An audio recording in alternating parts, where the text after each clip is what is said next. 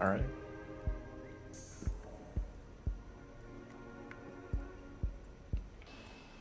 Hello, hello. Add a cursor. Favorite feature. Hello, everyone.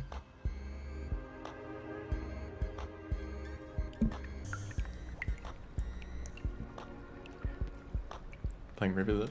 I like this character. This is a practice run. So I haven't done this in a while.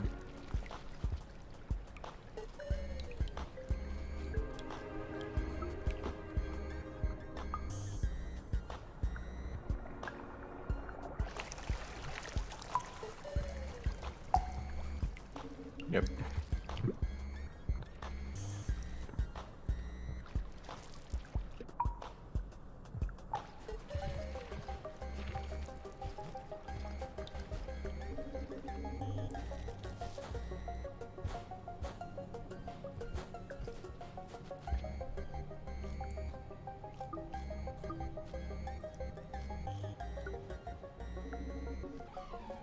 Unlocked. Just it. All the unlocks are gonna show up again. So I just reset my save file. That's fine.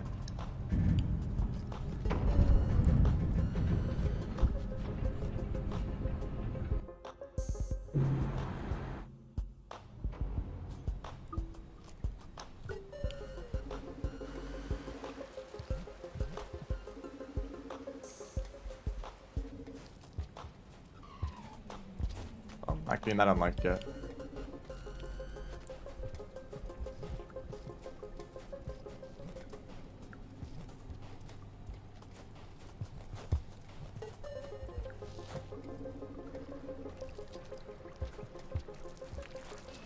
Turn storage.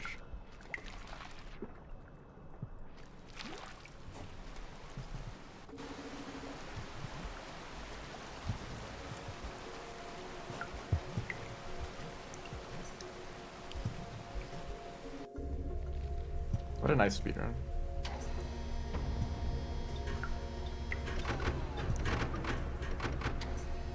What?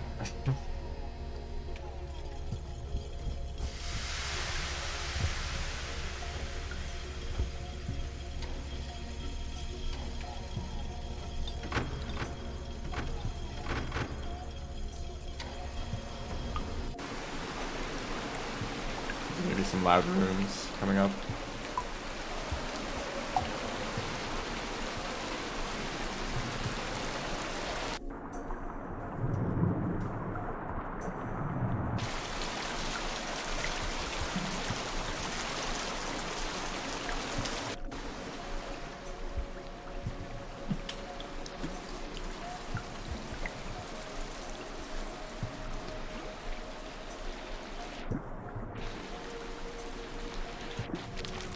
I guess that works. Not really. Actually, that was kind of bad. That might have been worse than... Well, okay. Anytime you mess up the plank, it kind of just ends up being worse than the next best alternative.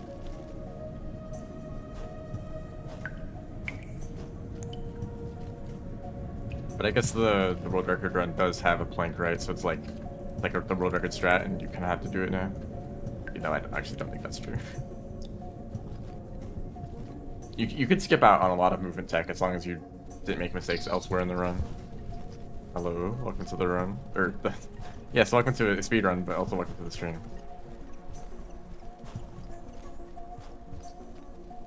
I really need to work on this wall pounce.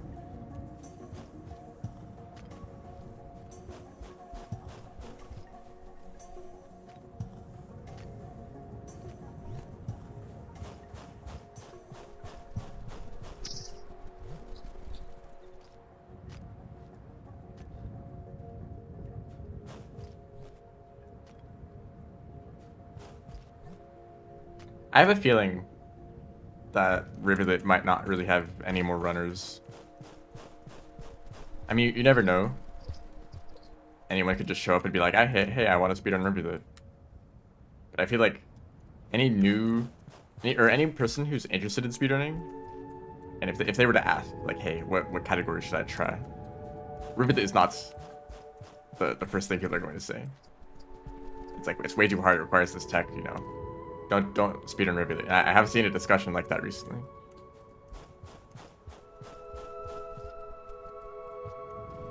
But there's not many players who already speedrun who are interested in running Rivulet either. For a lot of reasons. Either because it is still difficult. I mean, that is true, even if you are familiar with other speedruns. But also, it's just very unique. You know, there's not really any other runs like it, ignoring like other Rivulet categories, of course. But if you're used to playing Survivor or Hunter or I don't know, Gourmand, Rivulet is a different game almost. So it's like, oh, I have to relearn all this like movement tech. I have to relearn muscle memory. You can't fastball climb. You can't you kind of move so quickly that you can be kind of hard to control. You swim differently. You know, so much different stuff to learn. And I feel like a lot of Rain World speedrunners actually kind of rely on their familiarity with the movement system.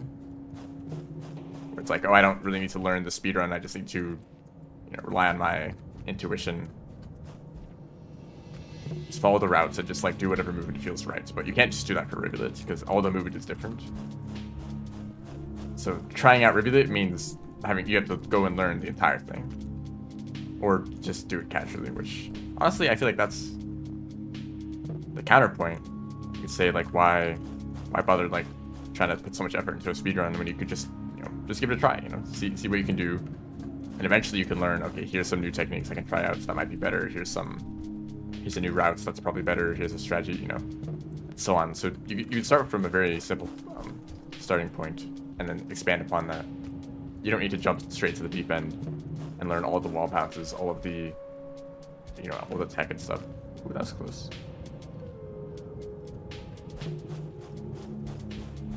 And also, I feel like that's kind of the opposite of the way that I feel. I mean, maybe other people feel this way too, but I feel like the more complicated movement tech makes it more appealing. I'm probably very biased when talking about Rivulet. But if I see a speedrun and it has a bunch of crazy movement tech, I'm like, that sounds like a lot of fun. I want to learn how to do that.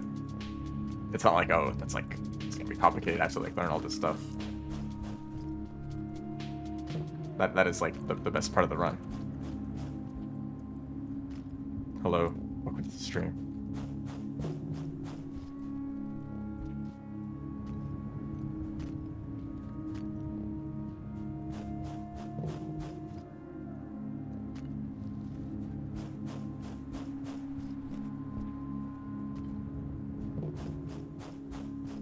I think that actually Rivulet is pretty easy compared to Hunter, Spearmaster, Artificer. Rivulet is probably the easiest one. Mostly because you are fast and you can avoid creatures, but also there's just less creatures and they're not very dangerous. So actually, I think in reality, Rivulet is like the easiest one. Of course, there's probably like, you're probably going to have difficulty learning the speedrun. And yeah, that is difficult, so it's like hard to get into in the first place. Then once you do, it's like, oh, I can actually finish runs consistently. It's not, you know, not resetting constantly, not dying to creatures all the time. Why is this difficult? I thought this was really easy, and then I've messed it up a bunch, so I need to figure it out.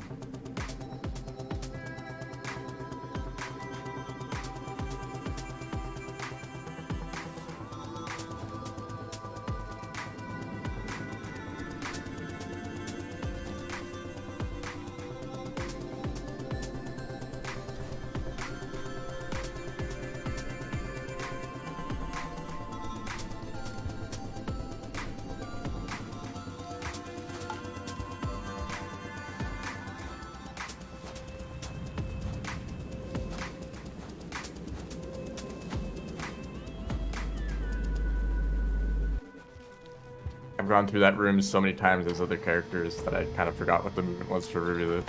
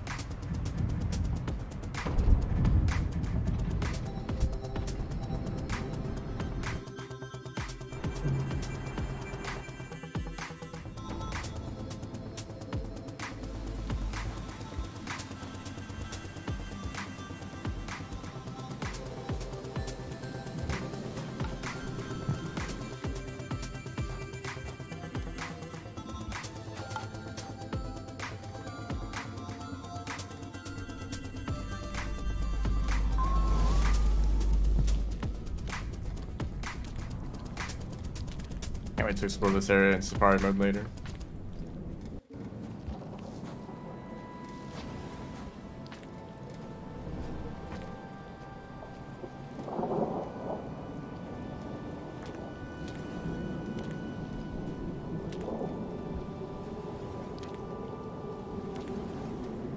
Whoa. Oh man. We're in Safari. Can you control God forms and actually move around with any... Like, can you move around very well at all? I kind of feel like it'd be very hard to control. Because they move in a very strange way, you know?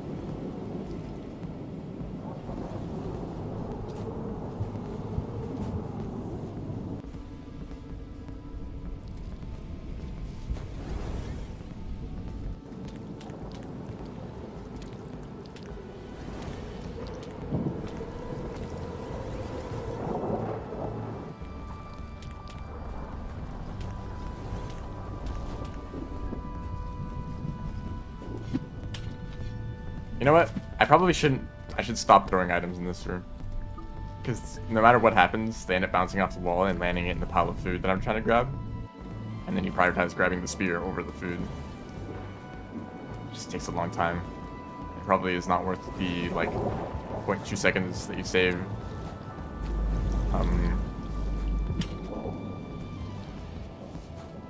By, like, need to throw boosts. That was smooth.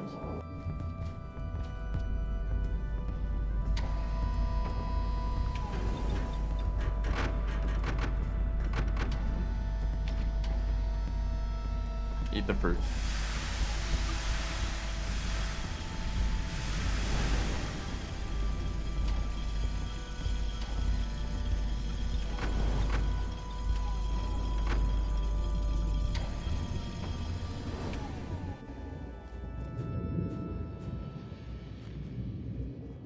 Time for the slop area. New modded region. Maybe that's garbage waste, actually. Really?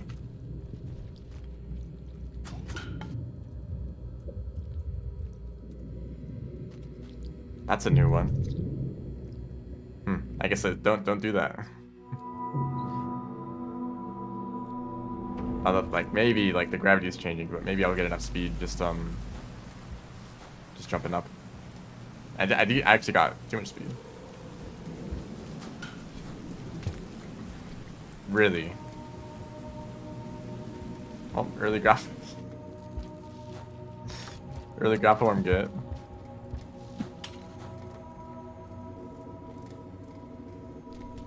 New tech unlocked. Actually, that's probably just slower because it took quite a while for them to slide through the wall.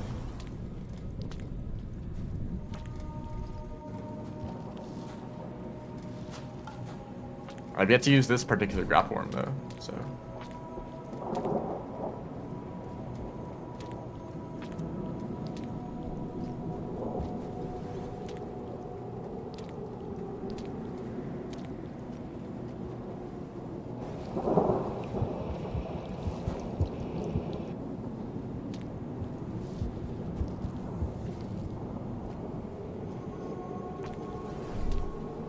I was very close.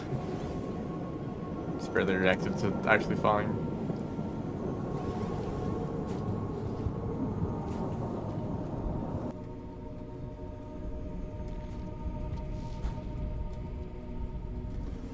Kind of weird thing that happens sometimes when you land from a pounce like that, where you just kind of stand up immediately. I mean, yeah, funnel. That works, I guess. A very well placed shortcut.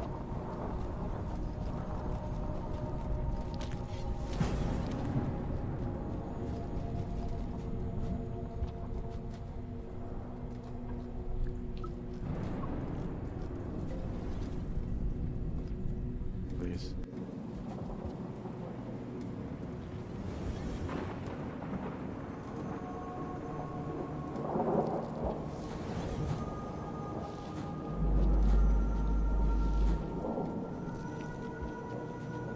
Also in that room, don't pick up an extra item.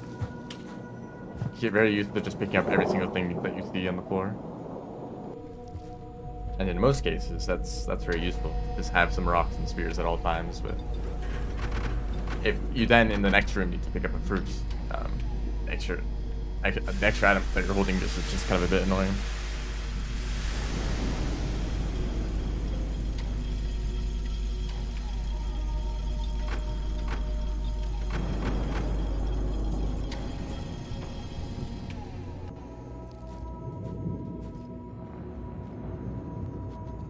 The opposite cycle. It's currently no or normal gravity. It might switch right now. Yep. It's actually kind of annoying for this room, because I really don't like this room. That's why. Like, how do you consistently enter this pipe? Actually, genuine question. I've heard that you just hold down longer, but then if you like miss, then you just bounce off of the floor.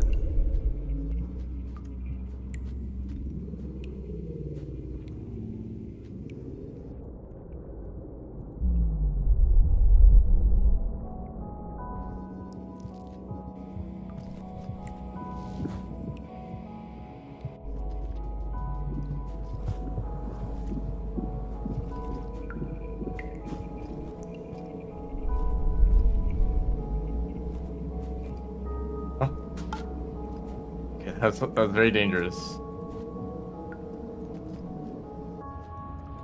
The strategy that I tried to do there didn't work.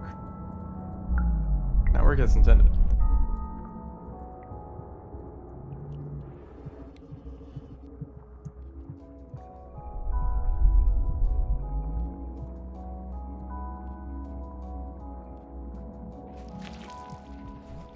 Why did I drop the neuron? I think I switched hands earlier, thinking that I was holding the neuron in the wrong hand. It actually was in the right hand already.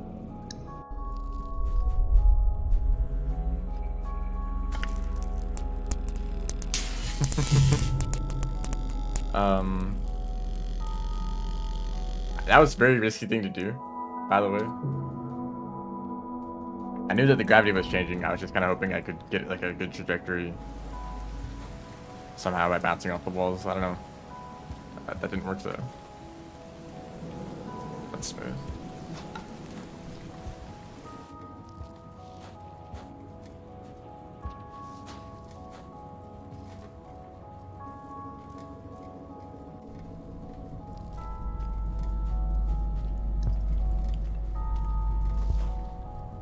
Been cooked slug cat.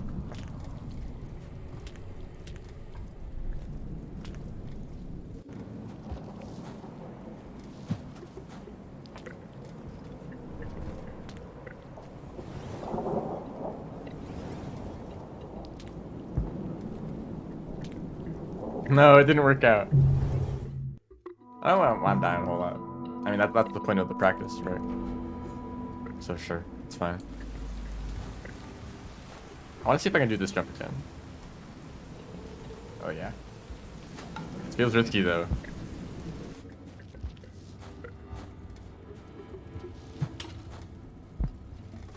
Just try to do that.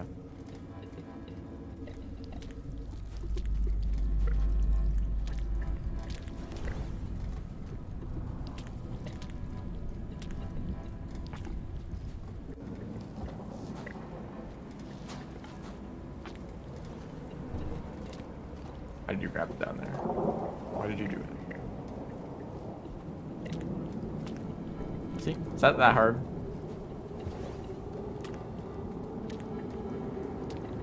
Make sure you grapple up there so you don't grab onto the lower parts of the wall.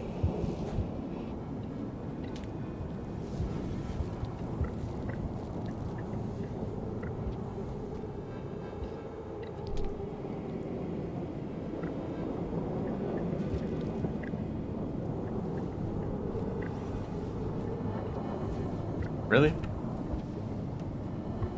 How hard is it to do a backflip?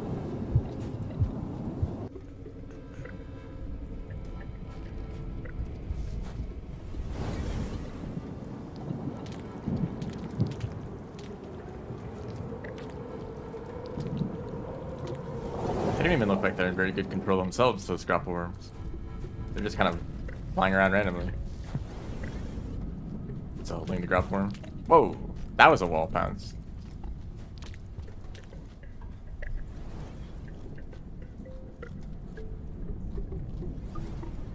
I don't even know how I did that.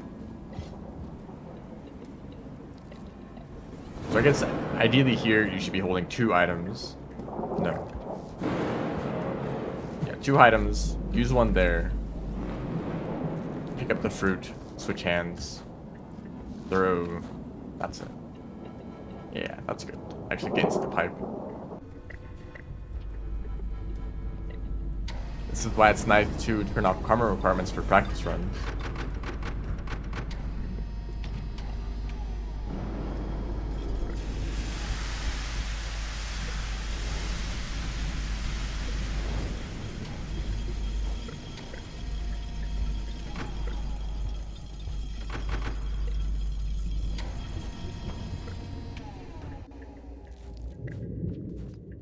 Okay, good cycle. No, bad cycle. Where you want it to be, you want it to turn on now, but I guess it's still on, so this is actually the best possible cycle.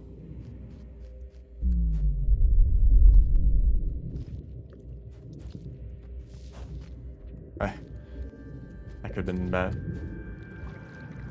If you don't fall, it's a good cycle. Either the gravity lasts a little bit longer or it turns off sooner. So you have time to make it up to that pole. Or garbage waste. Let me know if the music is good. I know I ask every time, even though the settings should stay the same. And that's true, it should just stay the same. But you never know. Sometimes I might forget to unmute the music. Or I don't know, something else. That's exactly why I don't know. I just try to keep everything the same. I guess if it's good, if it's been good, then it should stay fine.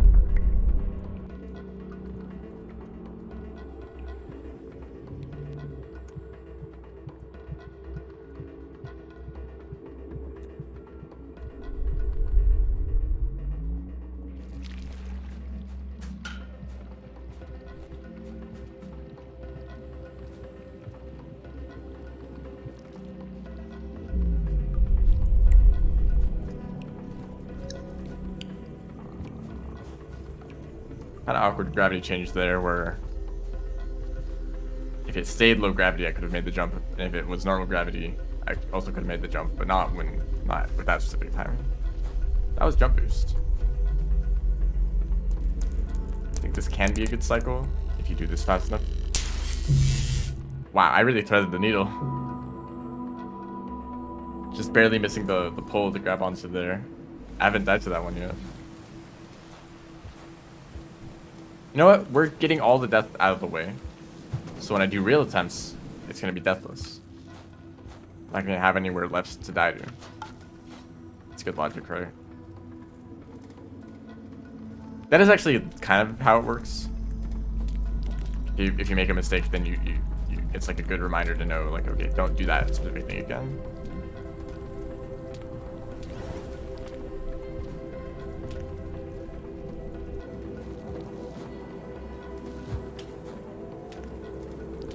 My mistakes can be so memorable, even if you don't want them to be. But it's kind of important sometimes.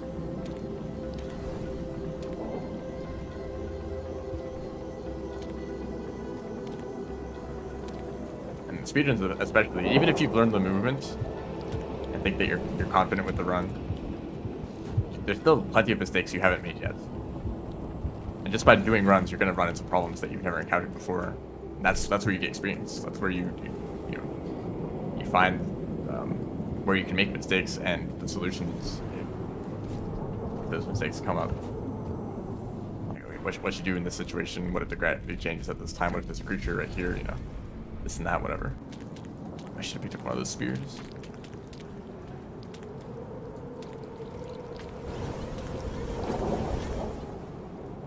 Not as elegant as previous attempts. I almost just died too.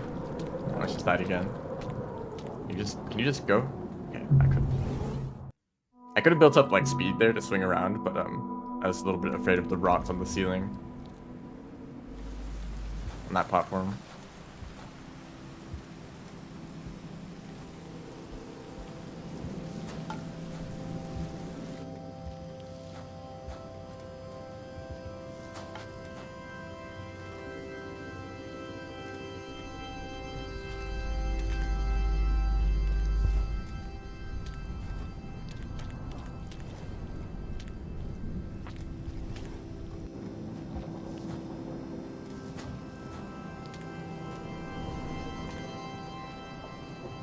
These guys doing.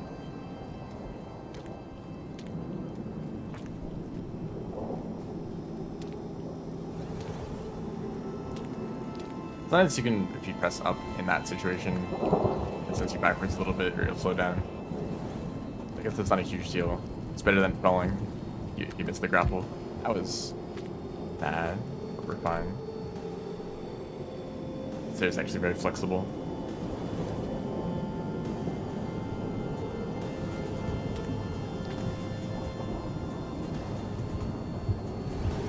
I wonder if there's a better way to do that. You can't do any wall pounces while you're holding a grapple worm. At least not mid-air.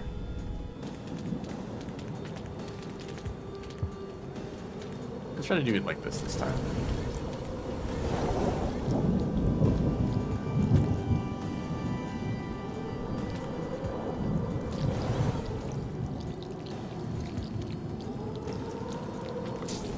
Okay.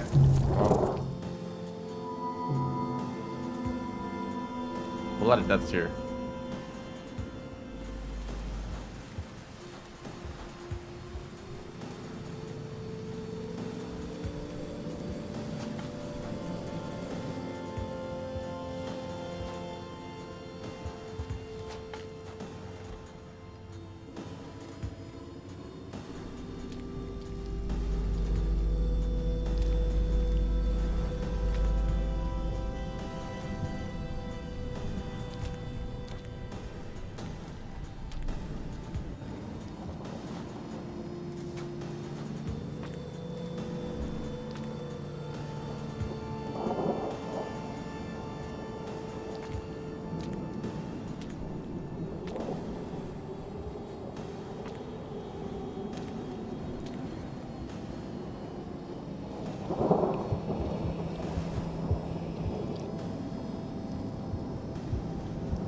And I wonder how optimized this game looks from the perspective of someone who doesn't know anything about the game.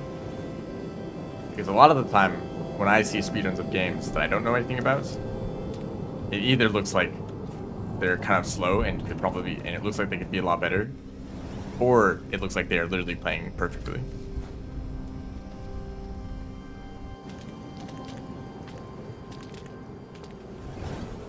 This guy's always in a bad spot. And there's games that have been optimized a lot, like Super Mario 64 or Celeste. And it's like, okay, they're playing perfectly. If you're watching World Record, which I mean, usually that's the speedrun people go to. If I watch a slightly slower run, but you could watch the fastest run out of all of them. You know. But you watch those speedruns, and I mean, actually, that's kind of a lie because I am familiar with those games at least a little bit. So it's like, okay, I can understand like the strategies and the techniques and whatever, but like actually pressing the buttons in the right way That looks very difficult. And so I'm familiar with Rain World too, so I kind of have an idea of like, okay, this is what good movement looks like, this is what like decent movement looks like, so on. But I feel like even really good movement still looks really floppy. It looks like it could be improved. Like maybe there's other more things you could do. Maybe you would stop like tripping on everything.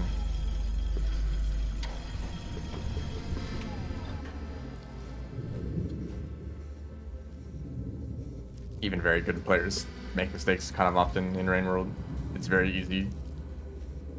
That's just kind of the nature of, I think, the procedural generation or procedural animation or physics. You know, your character is not very rigid. It's very flexible. Anything could happen, really. You know.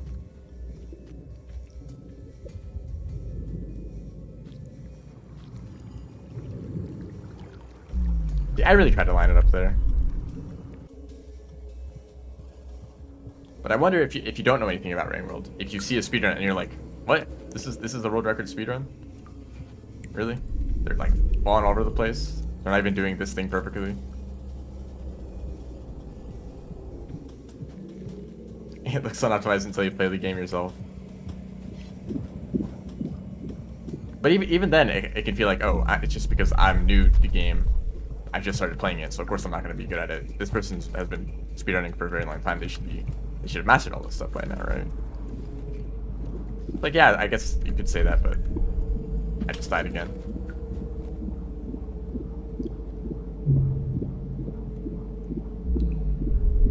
And, like, why am I dying?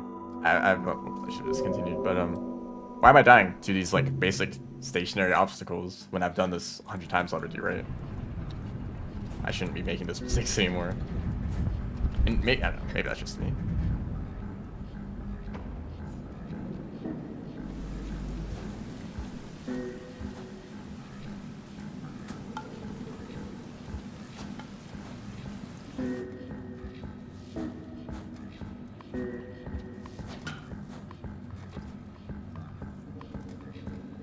Mastered wiggle flight. You're right. I've been practicing that too much recently. Gotta get back on it.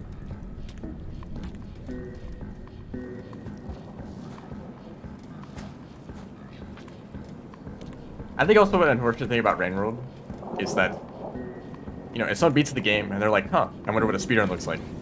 What speedrun are they going to watch? Probably any percent. But any percent, I don't think is the best category at all. I mean, maybe for the people running it.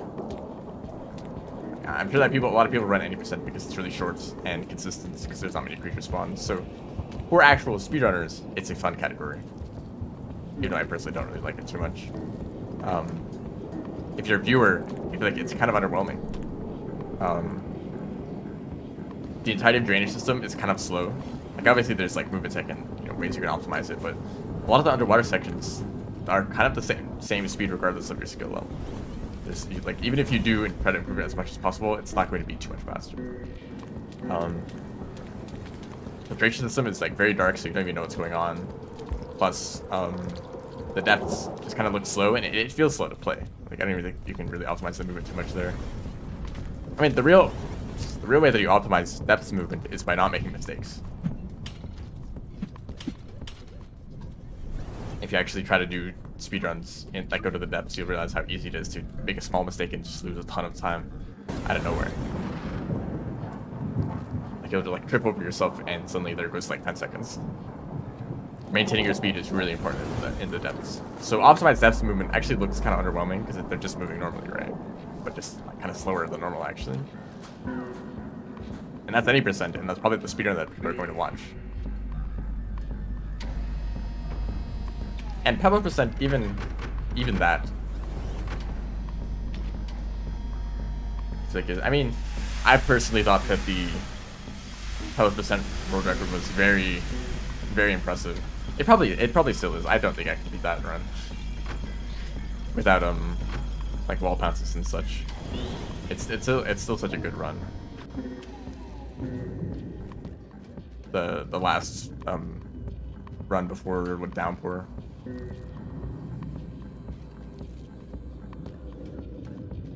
Because you can't get a lot of time saving consistency out of introducing wall pounces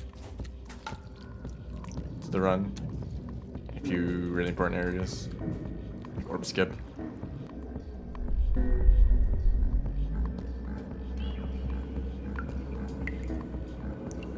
Oops. I don't know why I did that.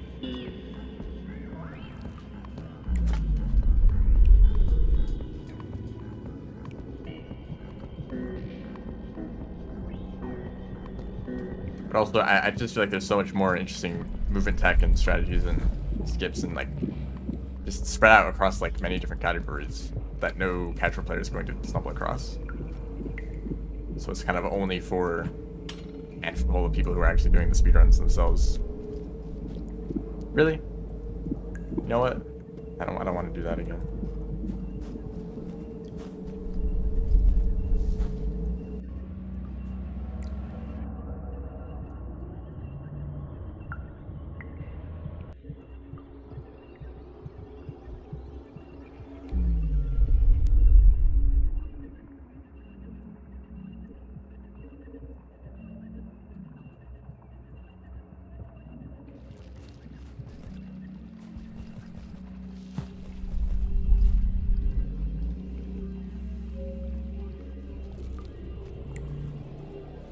Oh, that's an easy way to do it.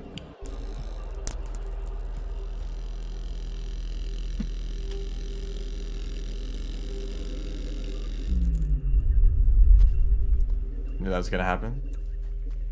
This could be a bad cycle right here. Maybe what Reynold needs is like a something salt video.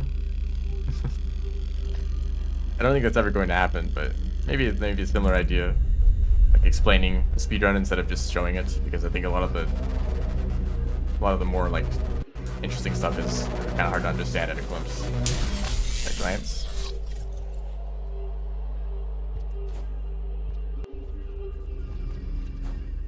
Or the history of runs can be kind of interesting sometimes.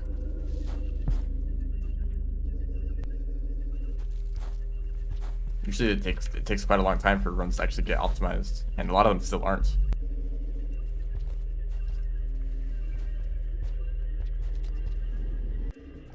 Oh, I feel like I wouldn't be the right person to make that kind of video, because I feel like it'd be too much about myself.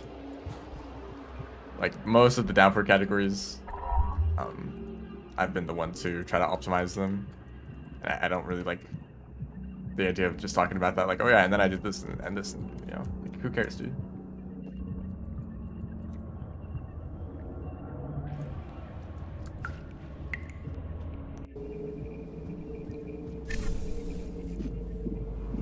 Maybe for like Hunter story, that's probably something that'd be interesting.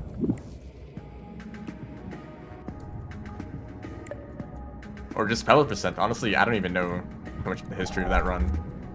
I know what it looks like now, and I know that it used to use a Squidcada, maybe, like some really old runs, but yeah, I'm not really sure how that whole category would progress over time.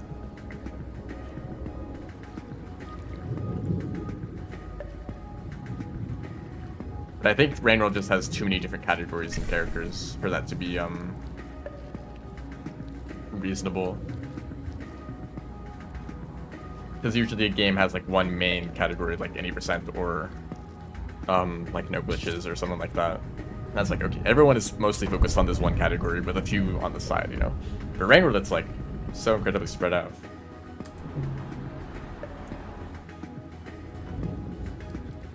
Finally made it to a shelter. Also, hello, welcome to the stream. This is just a practice run. Thinking about trying the Squidcada strat.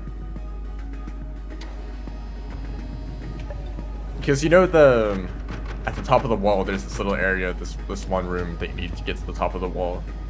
And you usually need to use a spear pin, either like pin the floor and then pin the wall, use those spears to climb up. Or you could like just do a roll pounce and then pin the wall, then climb up from that immediately. I think before people discovered that, which kind of sounds weird to say, but you could bring a Squidcada up there and bounce off of them to get the heights because they would be disabled. Because of the echo. So you can't use them to fly, but you can bounce off of them to get the heights. I remember seeing that. I guess there's something stopping you from just going back to the old, some older runs on leaderboards. Why am I down here? What am I doing?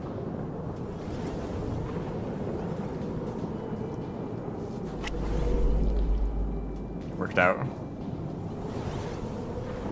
I've never been in that situation before.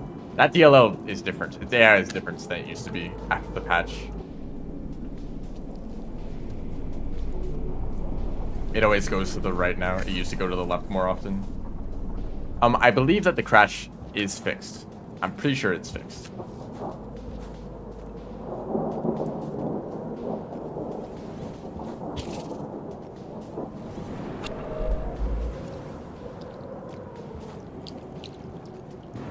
Oops. Let's not fall. Fast pull, yeah. Since you're going up throughout chimney and actually you're pretty much going up constantly since from outskirts, so maybe Squidcada does make some movement faster if you like don't know how to fast pull climb. I kinda really wonder when all this movement tech was discovered. Because all I've known is there's a large document that just explains everything. That's all I've known, right? Like, oh, I want to speedrun Rain World. Oh, here's a list of everything. Cool. You know, that's it. That's it, really. Nice fall damage. I'm sorry about that. Like, what was the process of like discovering all that and documenting it and finding uses for it in speedruns and such? Like, that could be really interesting, but.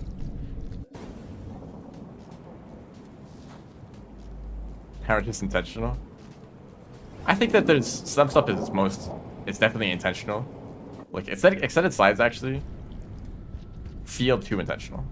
They work too well.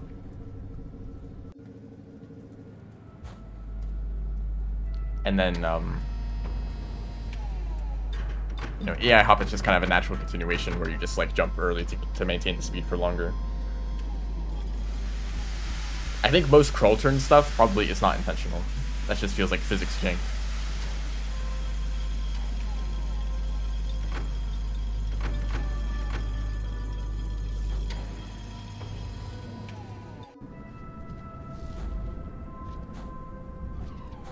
Nope. Sorry about that unlock.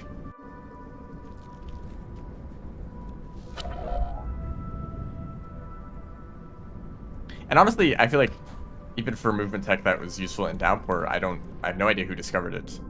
Because there's a lot of stuff that I discovered on my own that was not even used in speedruns. And I was like, hey, guys, you could use this in a speedrun. And actually, I didn't do that at all. I was never the person to explain or like document movement tech. I just kind of used it. And then if people watch the run, they can say, oh, that's you can use that movement tech in this situation.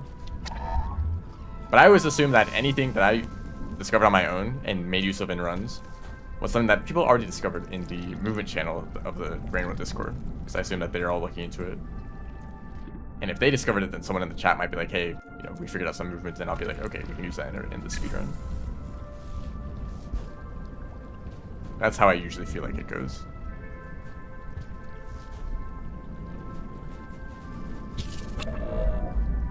Why do I have dying to rot so much? Oh wow, that really fell down there.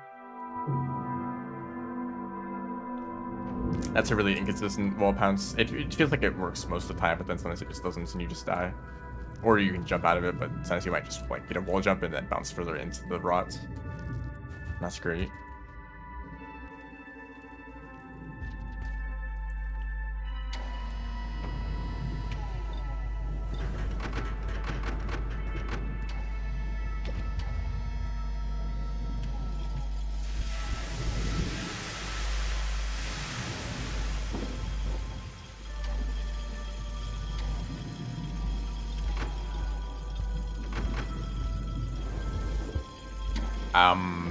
Well, I don't even know what that was from. Did I wall pounce off of the gate?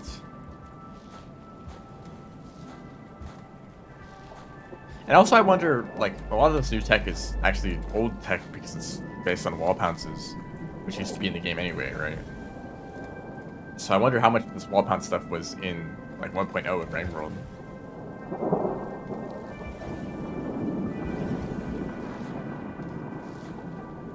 gonna be in the same spot again. It's getting there even further to the right there.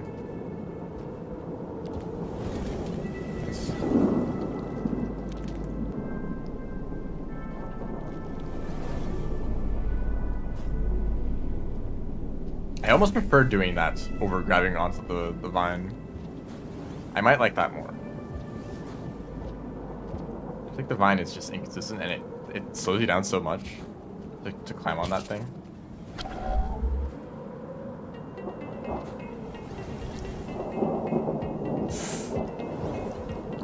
Oh.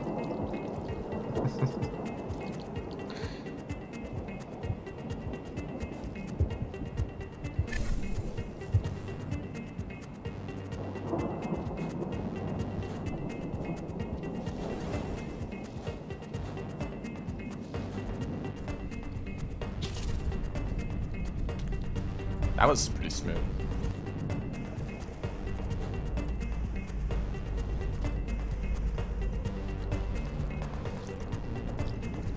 I mean, the information is all out there. If you want to see some movement tech, or like what you need to use in a run, go watch the world record run. They probably make use of it.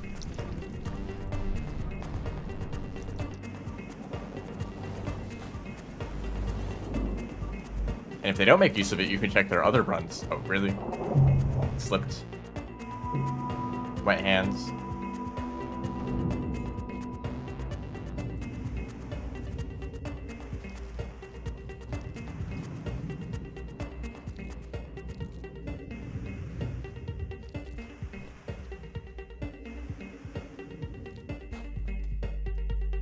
But you can watch like other runs that they've done, but maybe that they didn't submit. Or like finish, or like if they stream it, you can watch, see if they do try to make use of that tech.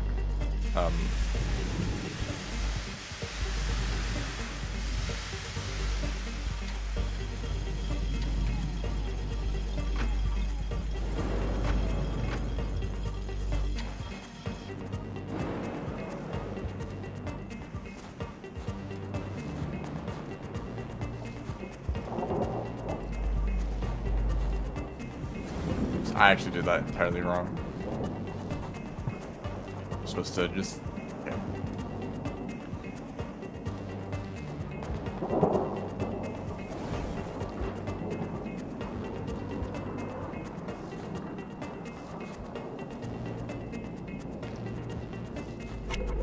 They really aren't a problem at all, despite being in what looks like the most, or the worst possible position. They're actually not really a big deal. You can just slide past them. I think that you're moving past stuff, they can't even get a chance to grab you. It feels like it might be faster. Genuinely. But being faster actually doesn't matter because you're gonna wait. You're gonna want to wait for the refraction cell to run out anyway. So maybe I'll just go for that every time. I mean, I kind of have been doing that, right?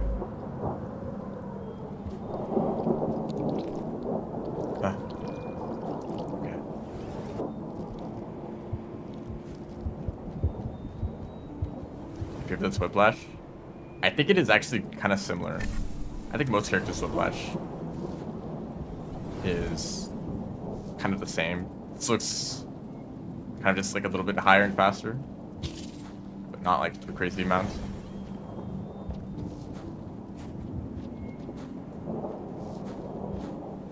You can, there's another type of Whiplash you can do. I'm gonna try to do it over here. There's more space.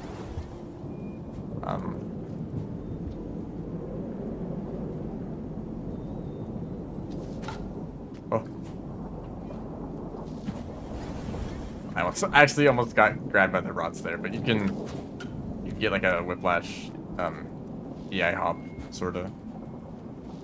It's pretty cool. Don't grab that.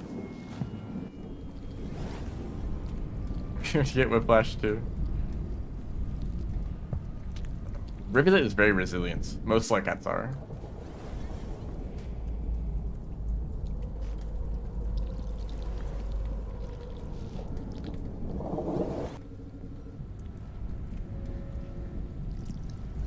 See, that's exactly what I'm trying to get every time.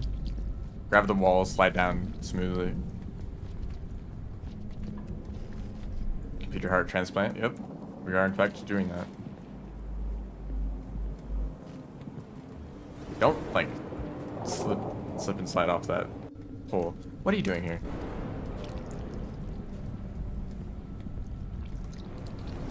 Really? Okay, I don't like you. Get away from me. I mean, if they're in that spot, like, good luck. I don't know what you're supposed to do there. They're just literally right blocking your path. And it could be worse. They could have been inside the pipe.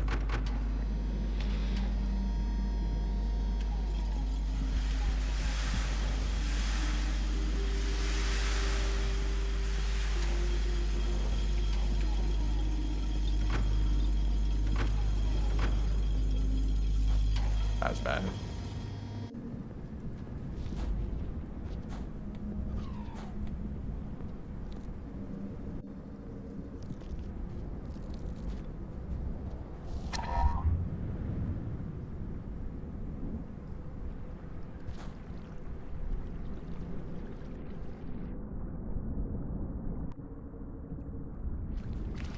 Memory crypts, I mean, easier than what? It's probably easier than other characters experience with the Mirror Birds. But I don't know what memory crypts would be like if it did have Mirror Birds when you're playing as Rivulet. Because Rivulet is just like a very strong character compared to like Survivor. I guess Mirror Birds would probably make it harder. Here's one DLO bonk. The lizards are not really... Actually, I'd say it's actually really easy. There's like one difficult jump and one room where lizards might be a problem, which is right here. So there could be white or orange lizards right here in this room.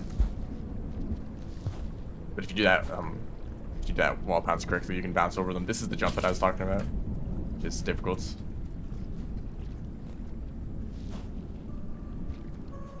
Okay, that's... Yeah, it's you can see how close that is.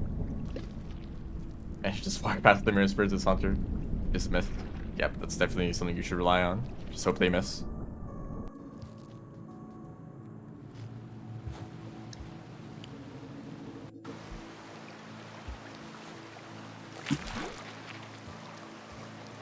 Ah.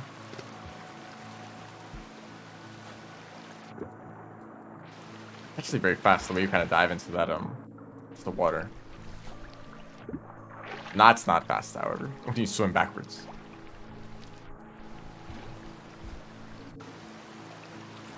New Discord challenge: navigate memory crypts without going underground ever. It's definitely possible. There's one room where you probably would need to use like spears or something to climb up. You just need to be careful of the Mirror Birds. And you could use flashbangs. I totally messed this up, by the way. Yeah, you could use flashbangs if they actually do become a problem. That actually kind of sounds like a fun challenge.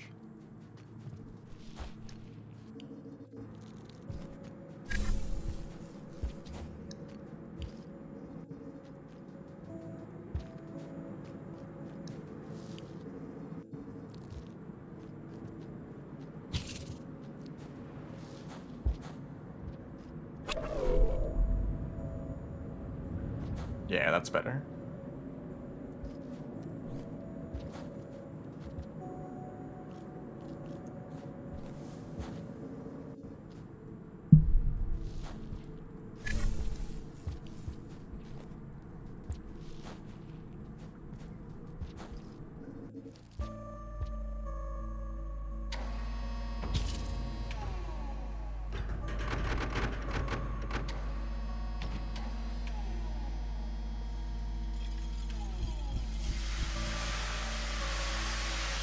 Without tunnels or flashbangs, I feel like you'd...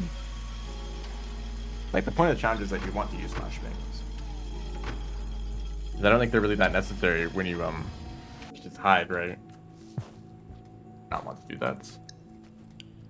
So a challenge that kind of requires that you use the flashbangs without letting you, like, hide it all.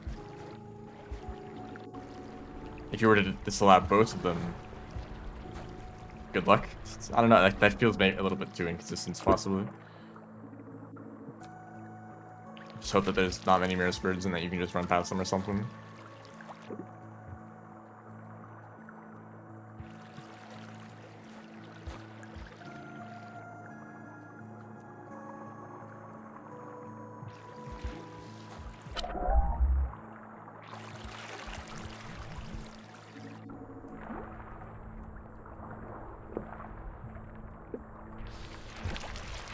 That's just trying to follow me.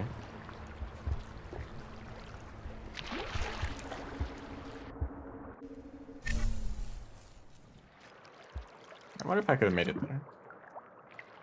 Oops.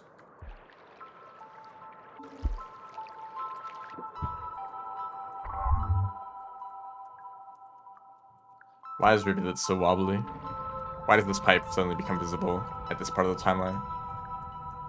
Some questions will never be answered.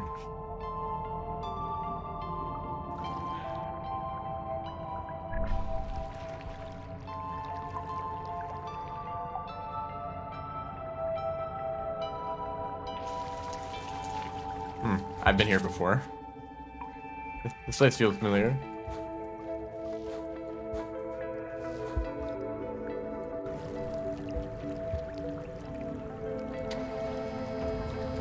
If you just stockpile like 20 mushrooms in the shelter and eat them, just have the effect last for the entirety of memory crypts.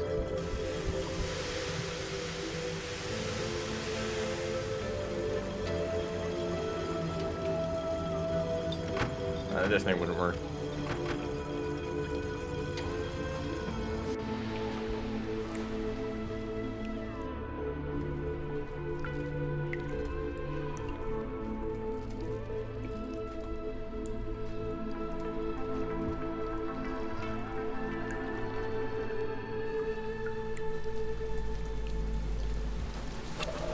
I just bounced off the water. I didn't want to do that though. It's kind of cool.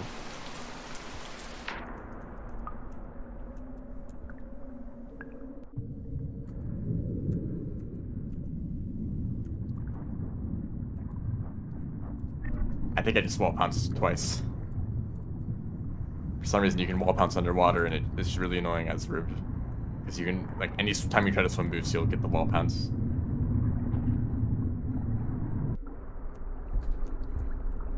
Yeah, that jump is so easy to make. I don't know why they all fell down there.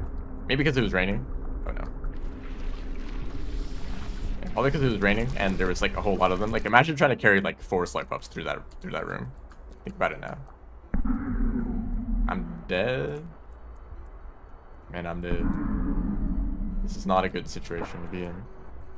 Especially for that jetfish. Okay, I'm alright, but that's annoying. Because the jetfish in the previous room slowed me down, that cycle did not line up as it should have.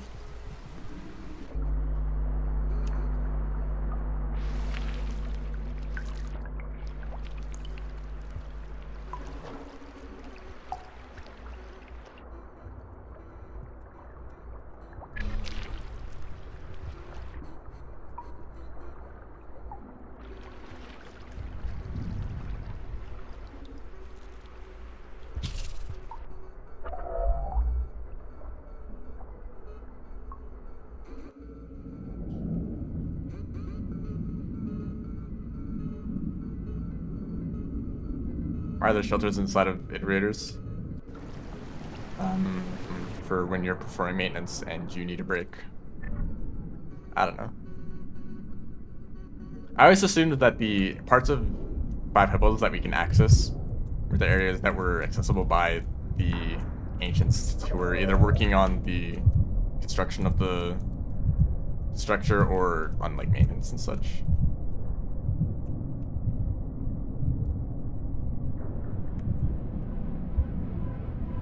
So otherwise I see no reason for there to be like pipes and like poles and stuff you can jump off of.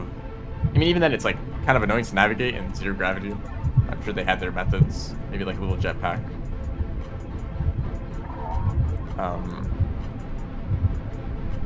Which would have to work in reverse.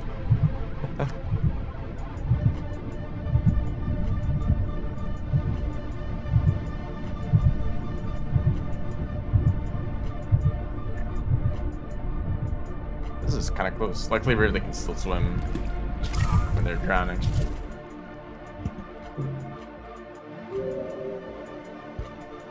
Yeah, so the rot wasn't there. The shelters still were. The game didn't crash. It would have before. It always crashed in that situation before, but now it doesn't. It's not wonderful. Game working as intended.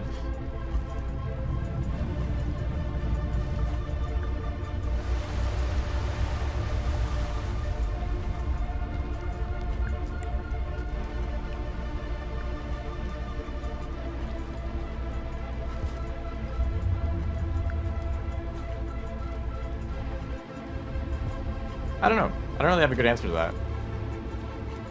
I guess it's just good to have shelters everywhere, just in case. That's kind of a cheap way to do it. And just say, you know, might as well put them everywhere, just because, and that can just kind of justify the reason they're everywhere in game. You know, like, why does there need to be so many shelters? Just to be safe. You know, you never know. Be prepared for anything. That was unfortunate. I was like just barely not fast enough for some reason.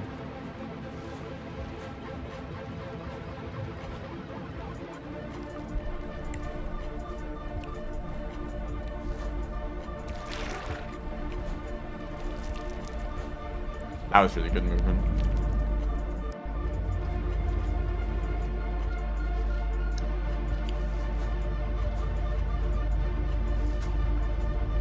That was bad.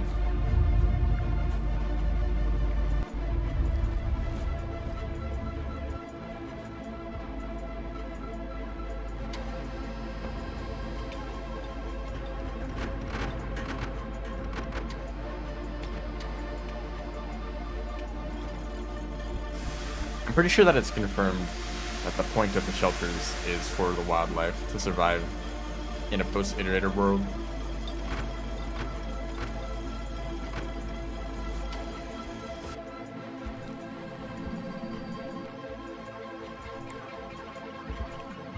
In which case, it makes even less sense for them to be inside the iterators. Like, why would you need to be safe in a structure that you built where there's no rain, you know, with no wildlife?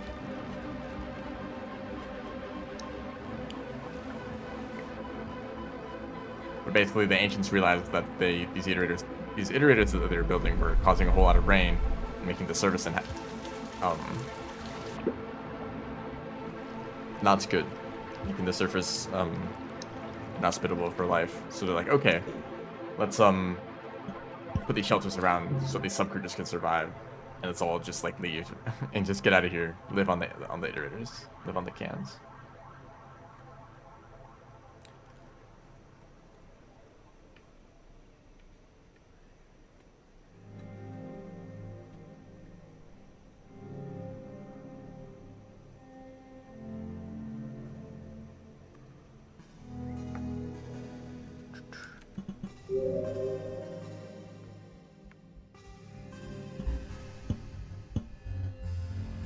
I'll remind me to change the remix settings.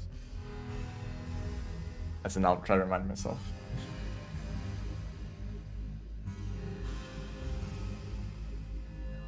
It's funny because the wildlife is actually entirely engineered by them too.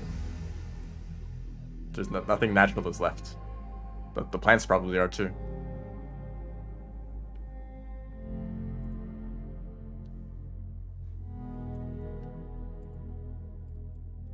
All designed to be like hyper efficient or something like that, which is kind of a very dystopian way to think about it.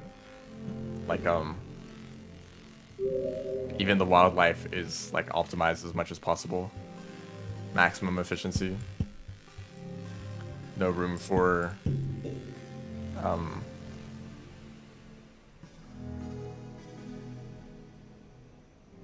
no room for imperfections.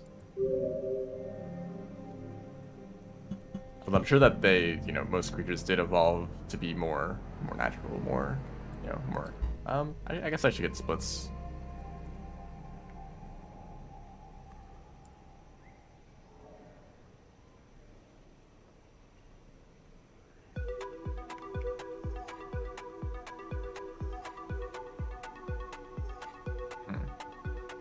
I don't like that.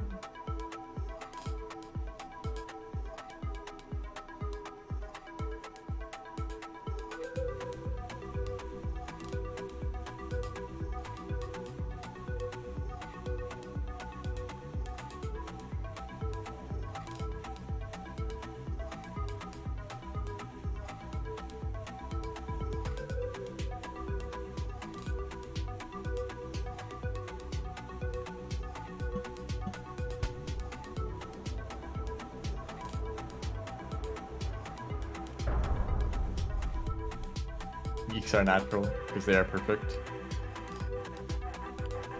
Yep. That's exactly what I'm trying to do. There's been so many other speedruns that I've tried where I pretty much just did attempts until I finished it once, and then that was the run. That's how I did it for Artificer. That's how I did it for Saint. Although I have returned to Saint a few times.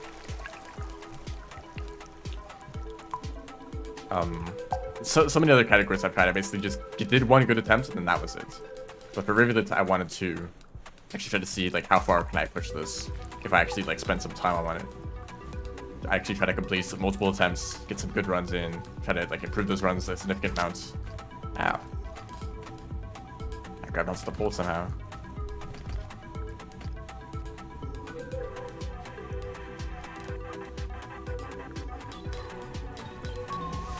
There's the unlock. It's kind of a slow start. Actually, it's a very slow start, but whatever.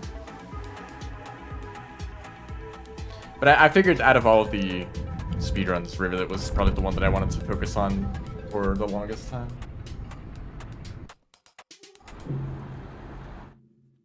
But the karma mechanic at the beginning is a bit annoying. I will say that.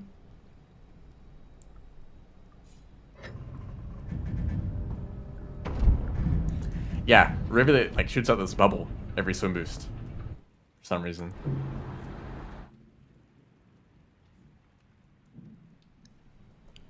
The way their swimming works is just kind of completely different.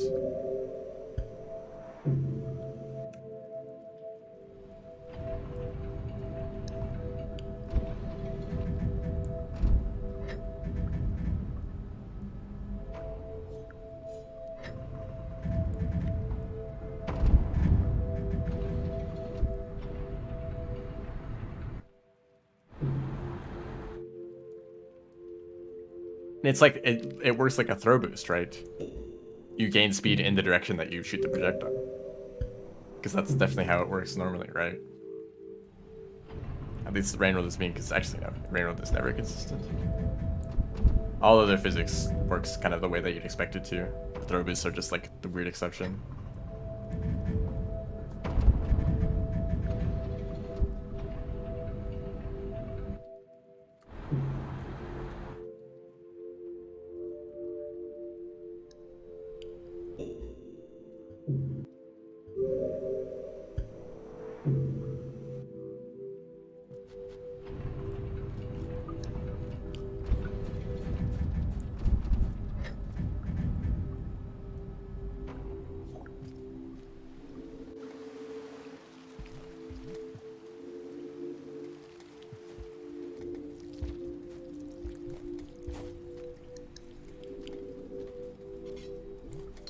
Oh, he didn't want the pearl. My reputation gain. He's gonna kill me now. He's chill. He just wants mushrooms. This is bad. This is fine.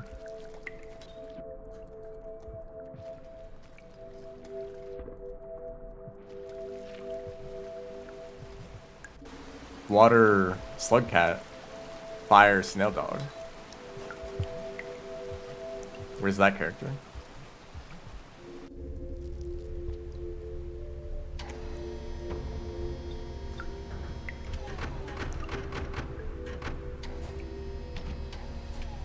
What do you mean snail assistance? The snail just made everything more difficult. And they always do. Once you're doing like one very specific jump in Chimney Canopy, snails aren't usually that useful. Especially in drainage system, they're very annoying. I guess they're useful against like leeches, right? But a rivet that doesn't care about leeches.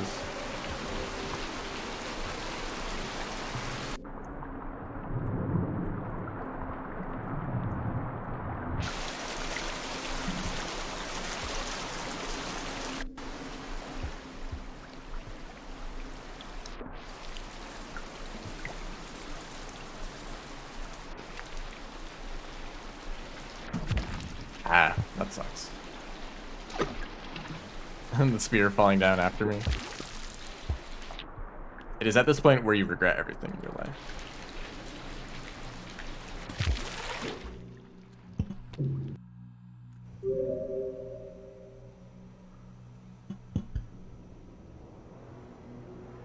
Yeah, you can gift the scavengers a pearl. It very rarely actually helps out, but you start with a pearl and scavengers are a problem, so you might as well, right? So not sure how it works. When you fall into a body of water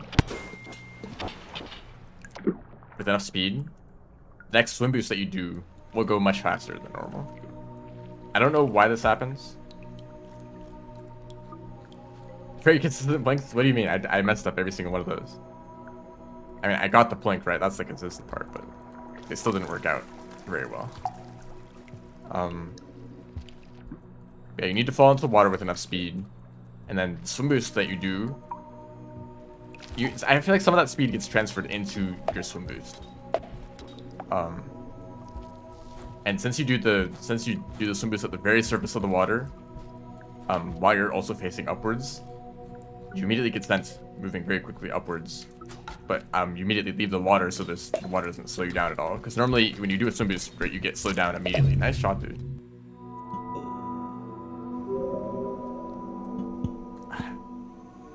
Why Monk? Why again? Monk is the default character.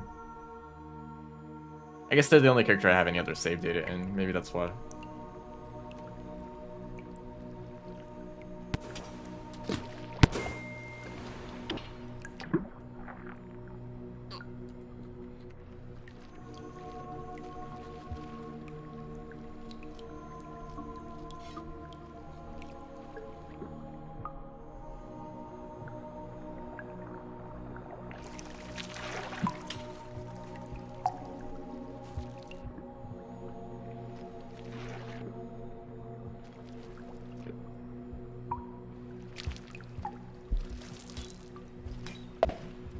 That was not optimal.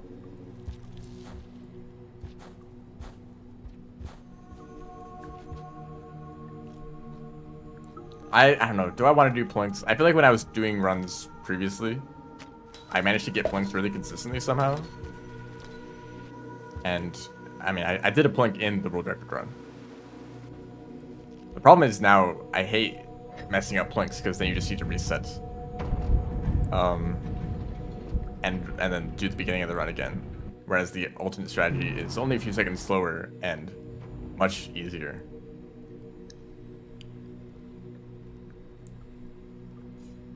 Maybe I'll do that. Maybe that's the proof that it's still a good strategy. Like that you can beat the world record even without a plink. Which like I keep his favorite instance was just the story. Probably Rivulet.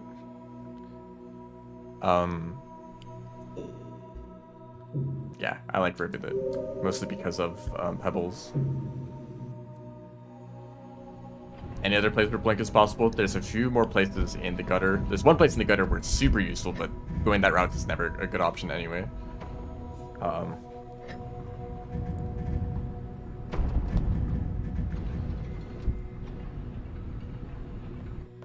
Saint and Rivulet are probably my favorite characters.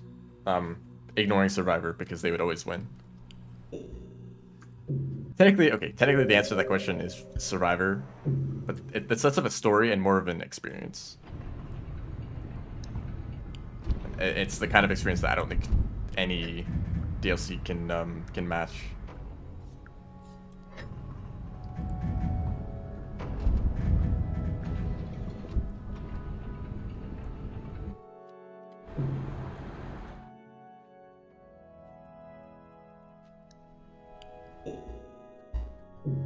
And it doesn't really have much of a story unless you count the entire like backstory of the ancients and the iterators and the big problem or great problem and all that. You know, if you count that as part of Survivor's story, then that probably is also the best one. But you know, all the Downpour campaigns are very simple in terms of the story, and I think Rivulet is probably my favorite out of those.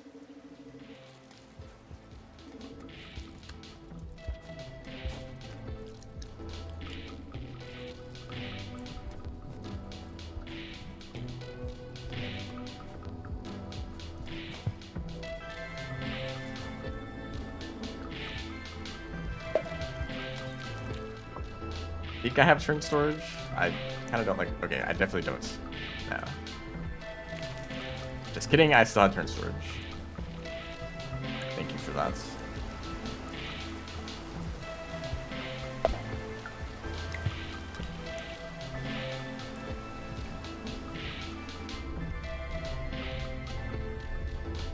That was almost a gold split.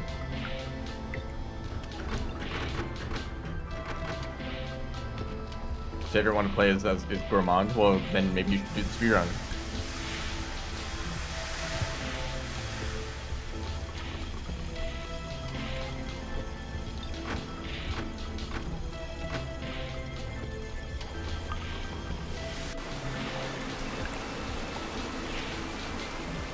Nah, probably not. I imagine that if you enjoy Gourmand, you're not going to enjoy speedrunning Gourmand. Because that is, they're probably the worst characters to speedrun with. In terms of the characters themselves. Like, in terms of the actual, like, run itself and the creatures and such, the Spearmaster is probably worse than Gourmand, but, the character is fine. I don't think...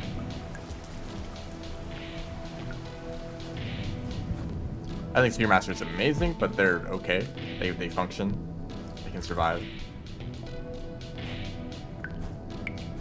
The Gourmand is just kind of annoying. But the creatures are like... They're okay. They're manageable. Nice backflip.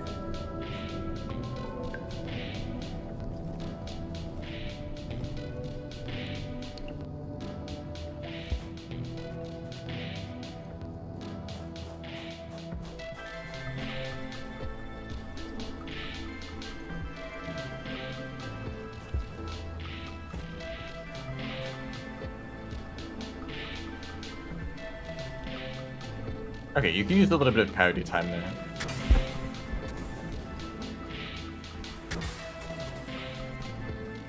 How do you wall pounce? I actually have a little display in the bottom left of the screen that shows you which keys I'm pressing if you want to replicate anything that I'm doing.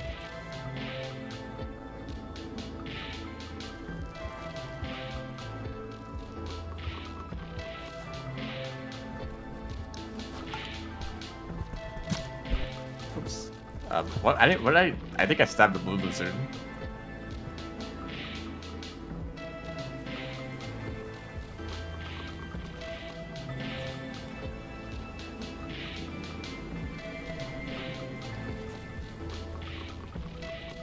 It depends on the character.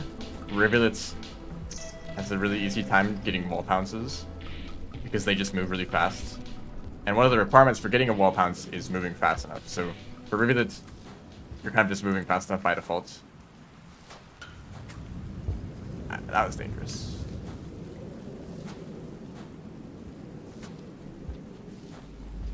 This was all kind of bad. Just kidding, it's pretty much exactly on pace. But you jump into a wall, press down and jump before you hit the wall. For other characters, you might have to do like a regular pounce, like this. And when you do a pounce, you don't need to press down first because you're already crouching.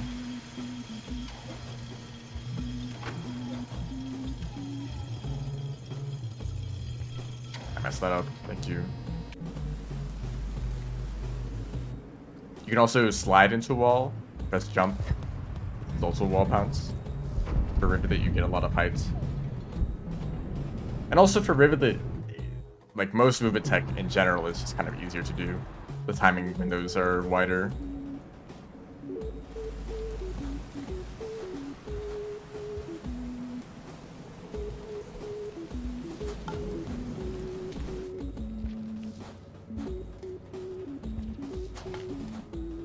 Like, Rivulet can start a slide and then do a slide pounce much sooner than Survivor can. If you did the same timing as Survivor, you would, like, trip over yourself. And you wouldn't get the pounce.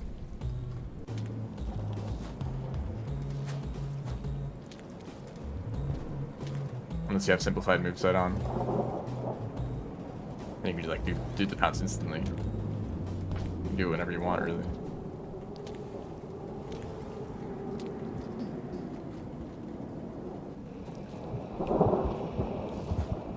Is the game laggy? I feel like I might have forgotten to turn off lag.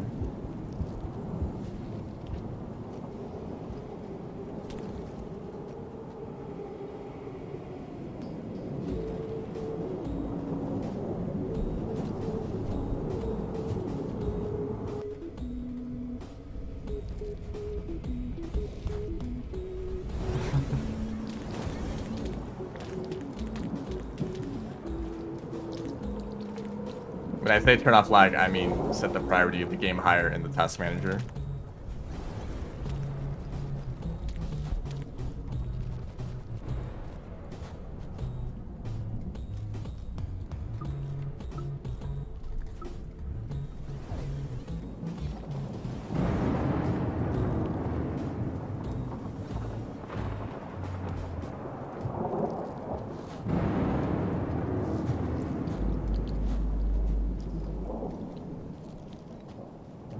Picked up another item. I said that I shouldn't do that.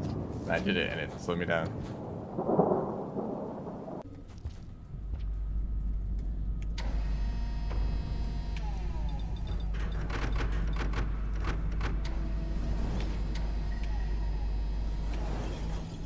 You can also do a backflip. Do a wall pounce.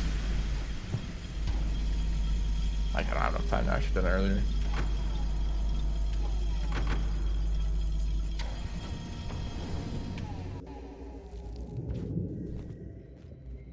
A bad cycle, but it could be good.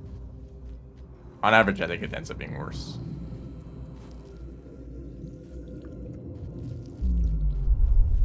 Yeah, just barely.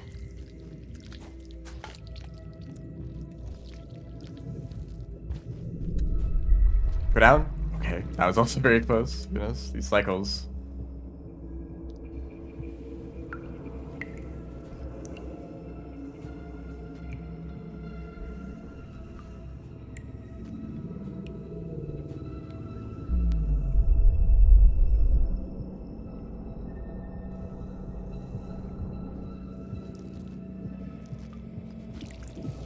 Not a problem. Don't worry about it.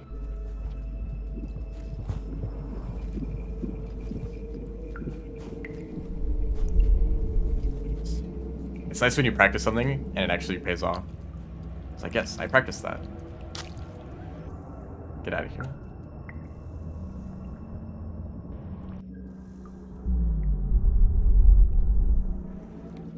So like a little slap on the wrist, like, hey, don't do that. It's like, oh, it's hard.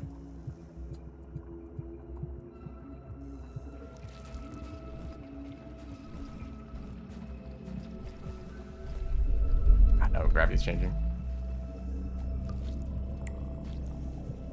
This technical thing is getting in the way. They want to consume.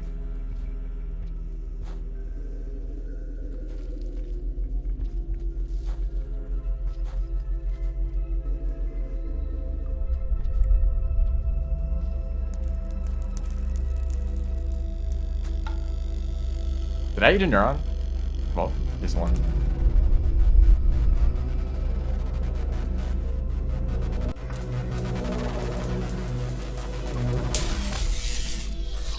I just want a hug.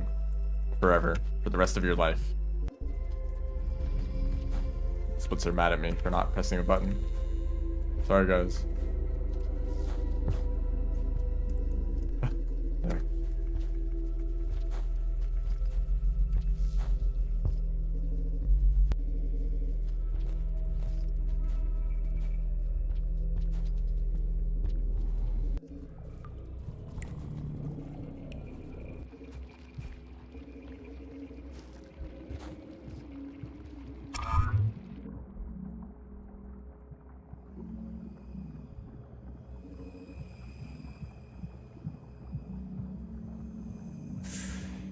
There's a strategy that I used for that one. I just forgot to do it, and I lost time for it.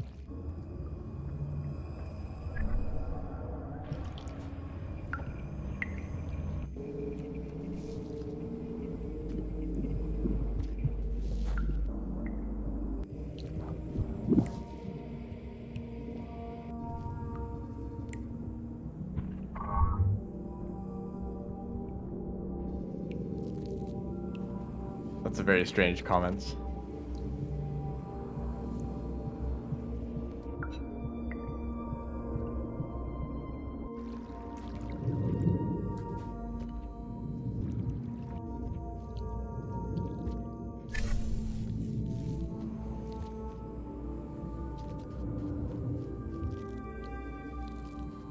When you get cancer, it's just free hugs from the inside.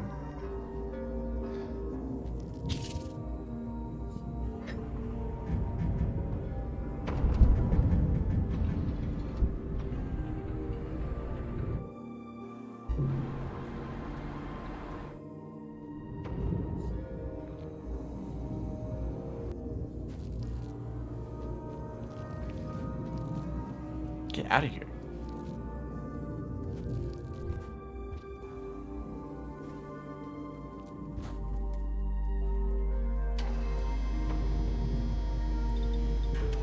How hard would it be to complete Rivulet's campaign with Gormon without using the cell? I think it'd be reasonable. The only hard part would be well, first of all, you need to bring the cell to the end. So the cell is required, but I imagine that what you mean is that you would bring the cell, but you wouldn't use it. But the very last few rooms where you need to bring the cell to the hearts, those are impossible without extended breath. They're actually almost difficult for Rivulets, even when using the cell, you know. So for Gormon, I think that is just straight up impossible. But you can pretty much get all the way there.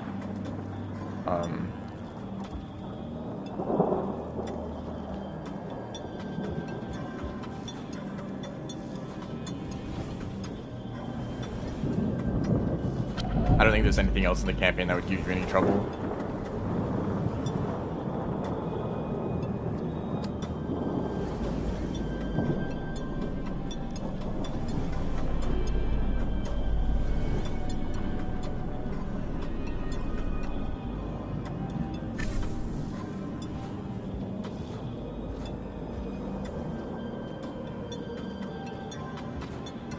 Oh, that was awkward.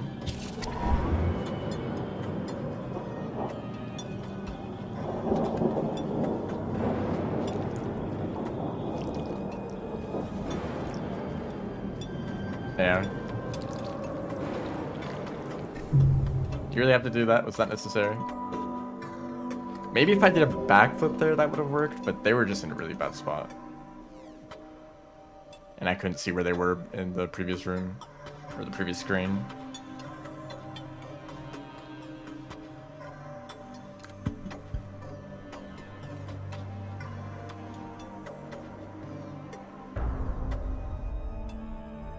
They didn't need to do that. I think that's obvious. We could have just moved on with our lives peacefully. I don't imagine that the DLLs have a good sense of self-preservation, though. They're also probably immortal, pretty much. With the exception of, like, explosives. They don't care about most things.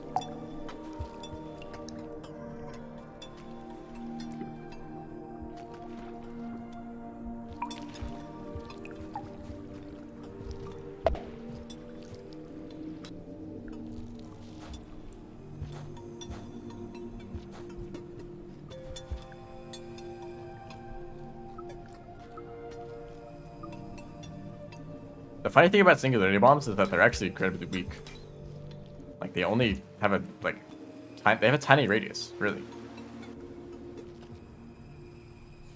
I guess, like, compared to some bombs that have been put together by the scavengers, they are, like, they're strong in comparison. And they do a lot of damage in that concentrated space. But the area of effect is, like, tiny.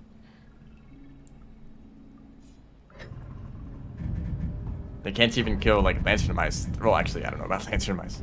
But they can't kill slug cats who are standing, like, one screen away.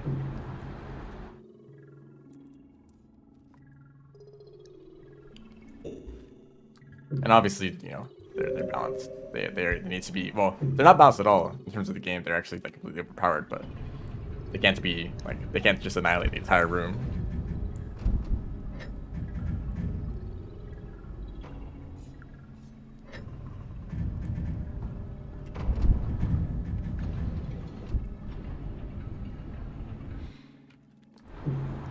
Yeah, I think for the DLLs, it's either the cold kills them, or they survive off of the heats from the iterators. It's one of those.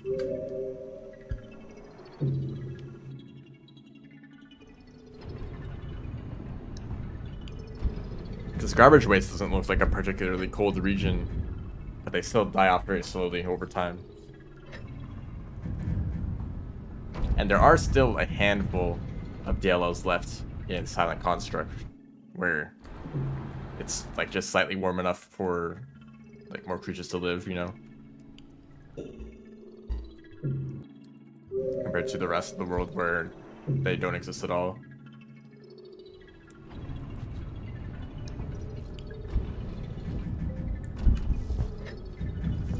It is a little sad that there's still the rots.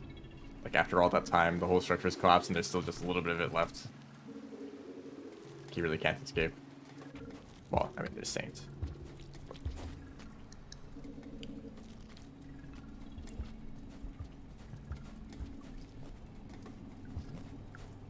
Saints cancer removal service.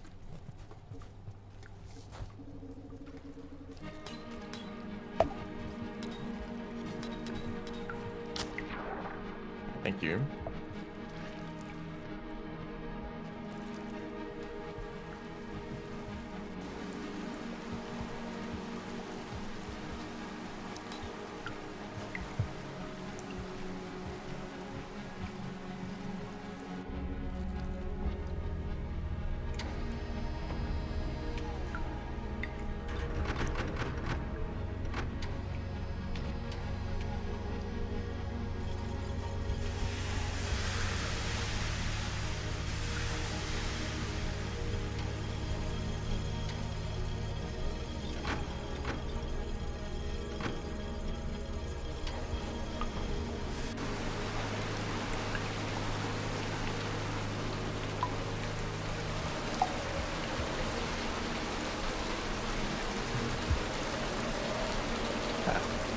This jump is like surprisingly difficult.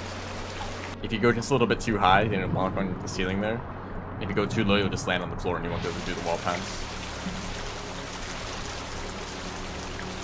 It's a very precise position you to be in. And since you just did a backflip to get up onto the pole, it can often be hard to like see where you are exactly.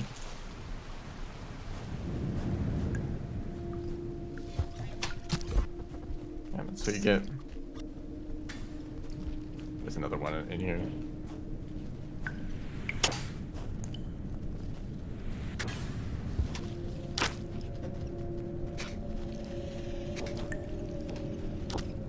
There's another spider.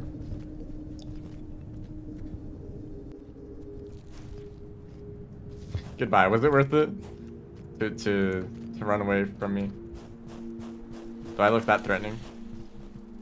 That white lizard would have killed me without the wall pounces. Or it would have been dangerous. I can't say what would have happened, but...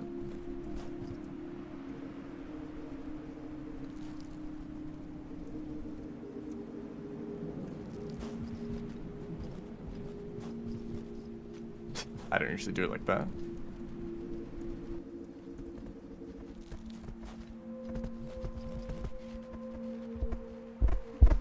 It's a lizard. What are you doing? He's tumbling down like those things that tumble around.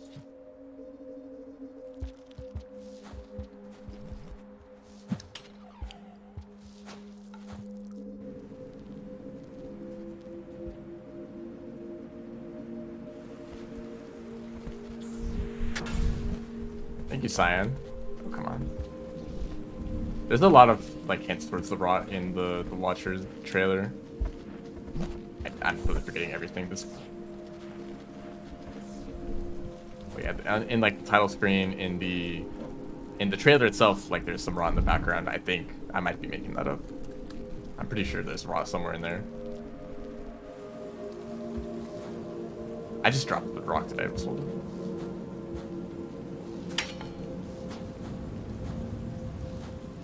This is a really bad pace, by the way.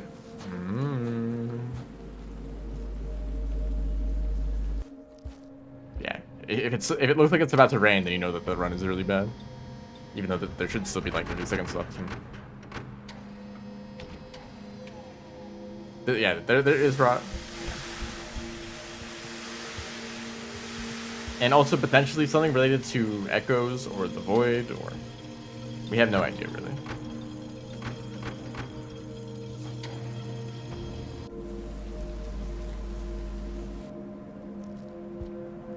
You know, Watcher is Nightcat, right? Maybe there's going to be some mechanics related to the Knights. Because what is there in base game? At the top of the wall, and in Metropolis, right? and also in Outer Expanse. But that's kind of it. Those are like the only examples.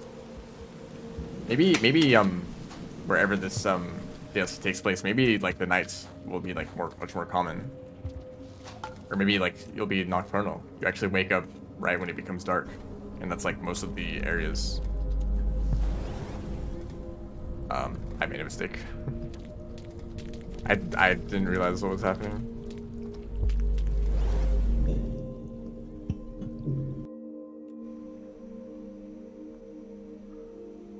One screenshot was really.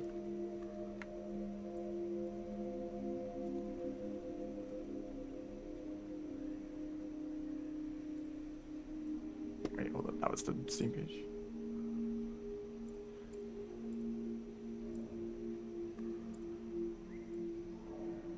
Is there a screenshot above the clouds? Oh, there is. Yeah, there doesn't look like there's any iterators in the distance, even though this looks like a communications tower or something like that. So you'd expect to see more.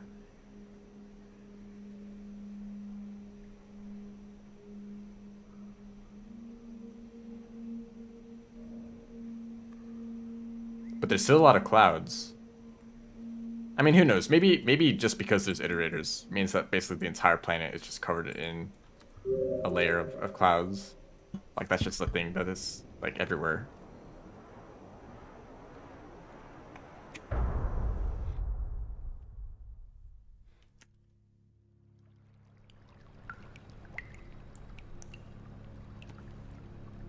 But that does suggest potentially that there's no iterators at all. Which actually I wouldn't mind. I think we've had enough of iterator stories so far. I mean, I'm sure that there's plenty of iterators that, you know, we don't know much about. Like Silver Straw or like there's a handful of named iterators that we really don't know much about. Chasing Wind.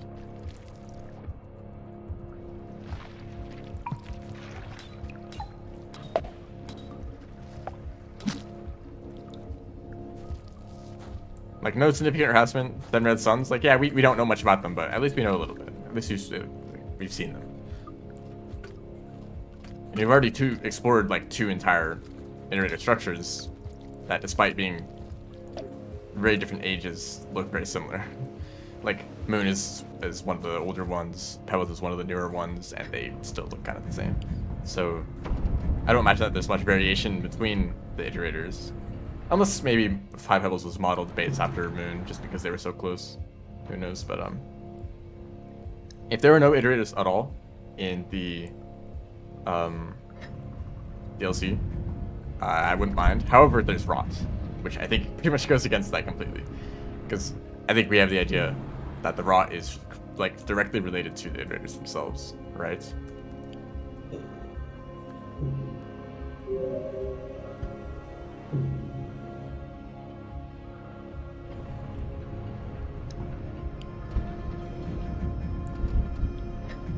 Or maybe this just takes place on a single, very isolated iterator structure. So you can go above the clouds, but there's just not gonna be, you're not gonna be able to see any nearby ones. And it is that iterator that has the raw or something like that. Hello. Welcome to the stream.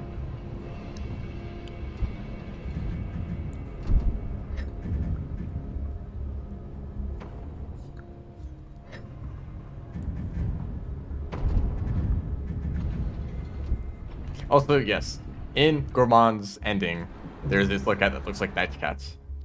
So the question is that the Watcher? Which would place them roughly around the Survivor on the timeline. I'm doing a speedrun. Trying to get a world record. Actually, I already have a world record. I'm trying to improve it. I forgot to get the pro.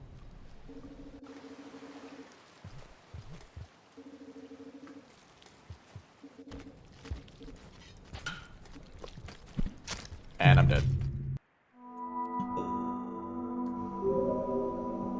Some kind of time jump. Why have several people suggested the possibility of time travel? I mean, I guess it's not completely impossible considering the Saints, right? Um, I don't know. I don't know um, if I subscribe to the time travel theory that the Watcher takes place in the distant past and future, essentially within the same campaign.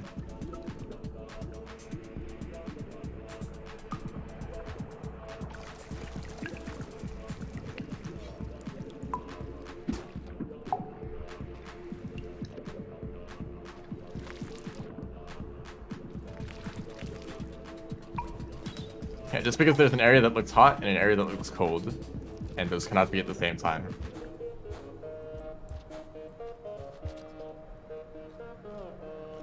Imagine if the layout of the map was like a long line of regions, all like connected to each other, but not like interconnected.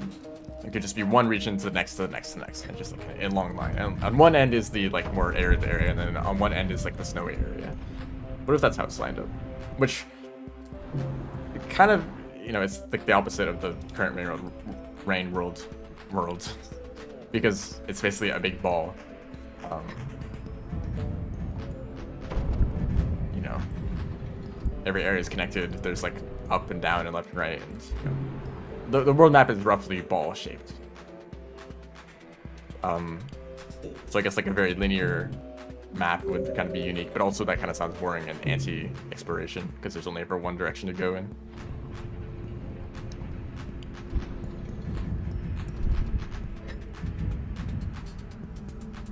Or it could be maybe kind of like upside down T-shaped, where it's like here's like a long flat area to explore with like extremes on either end, and then there's like one central area that you can climb up or down, which I guess that's like a plus shape. I don't know. I mean, I don't have any evidence for any of this. Yeah, and like think about it. Rivulet has snow way off in Bitter Area, but there's not snow in Shoreline, which is like the adjacent region. So in just one region, there's snow and then no snow right next to each other.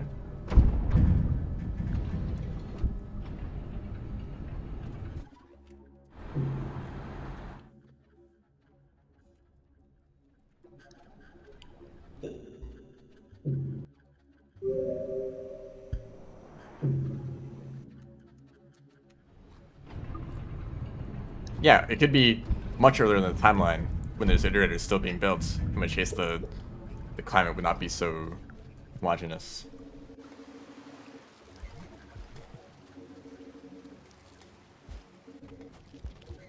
Like maybe iterators have such a strong impact on the environments that they basically turn every area into the same place, the same like rainy, maybe like somewhat warm temperature.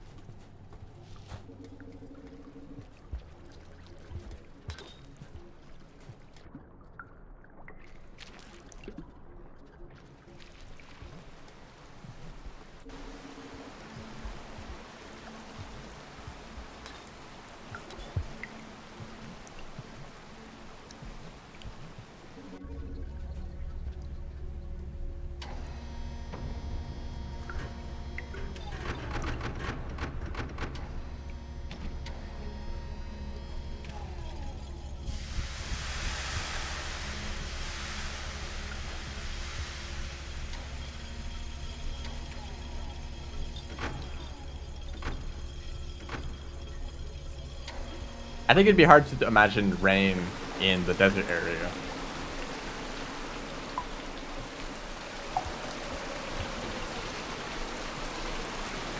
I guess it could be like a sandstorm or something if you want there to be some sort of like weather events that forces you to shelter.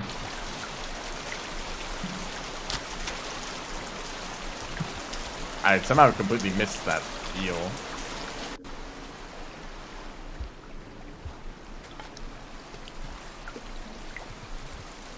How much should I do a plank? Yeah, I really need to. Nice.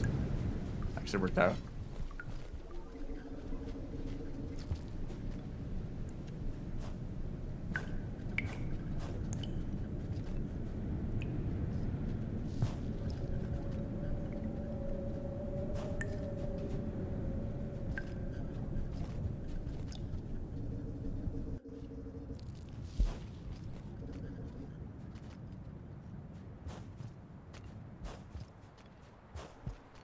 That was all awful.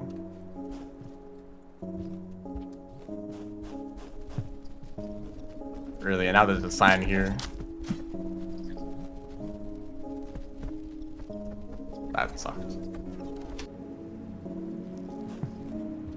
There's a hint that there being old regions? What do you mean by that? Like the regions that are already in the game, or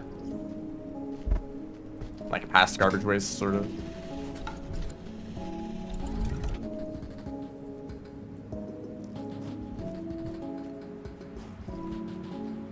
Or do you mean, are you referring to the modded regions that are going to be integrated into the DLC?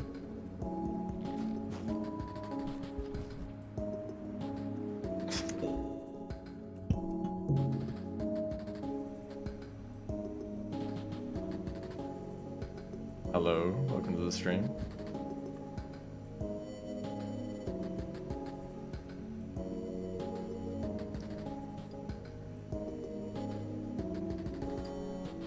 A second by Gourmand, they have asthma.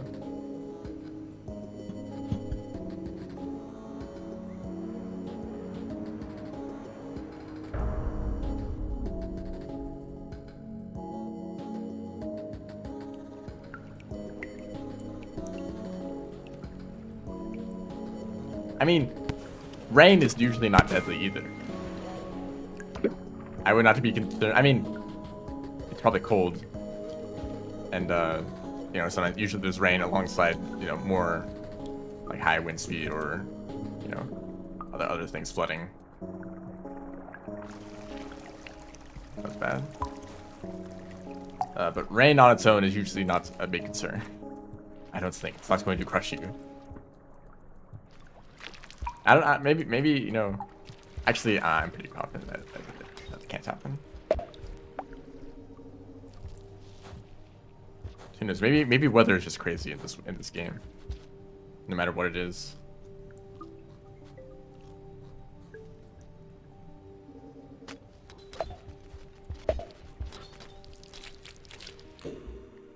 There's a snail right there.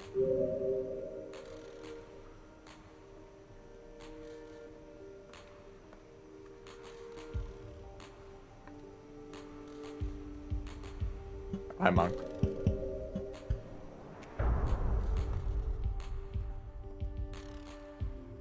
Why do snails have unique pipe colors? I'm pretty sure. Actually, never mind. I guess because snails' like entire body is like the same color, whereas scavengers, actually that's also true to scavengers, but usually they have more like patches of color, like their horns are there. You know, they're more varied, whereas snails are basically just solid color.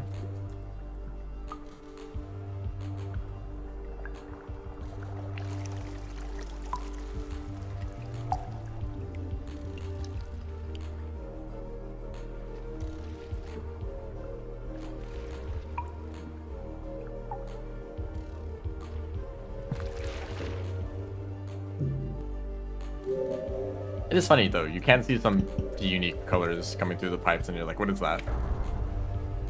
Like why is this pipe flashing purple?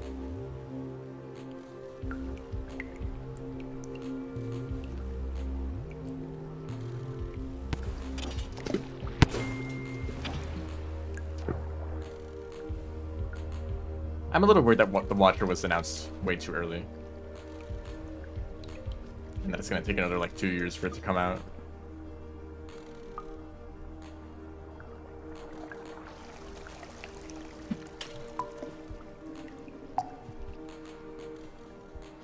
But honestly, that sounds kind of likely.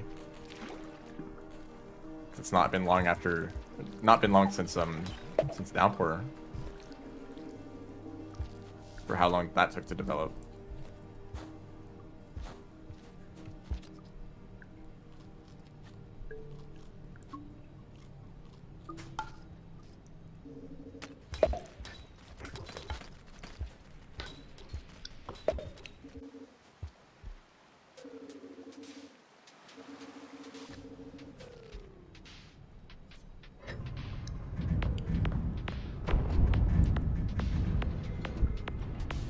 I mean, okay. Downpour probably took around 5 years to complete. and it has 5 characters with like full campaigns. If you take one character and gave it a full Downpour-sized campaign, maybe that would just take 1 year to make. Plus, you know, maybe they were already working on it for since Downpour released, and you know, add on another year to that, so they have roughly 2 years to work on it. Plus, adding in like other mod developers with their regions that are being added to the DLC.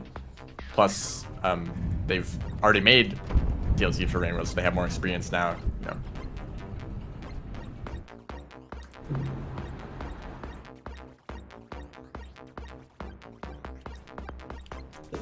I think that another character very similar to the ones in Downpour probably wouldn't take that long to make, because each character only really has like 1 or 2 unique regions and some unique mechanics and maybe some new spawns. Like Gourmand. What does Gourmand have? They have Outer Expanse, and that's it. So let's say Gourmand didn't exist, and here's a new DLC, Gourmand. No one's excited for it. I'm not excited for it. But here's a new Gourmand DLC. It has 1 new region and 1 new character, and that's it. That's the whole DLC. That probably wouldn't take that long to make. I mean, 1 region, you know, plenty of modded regions exist already.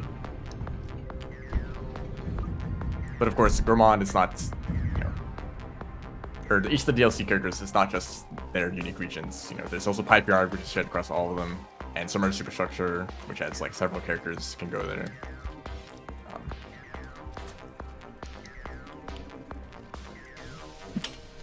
I don't know what I'm doing.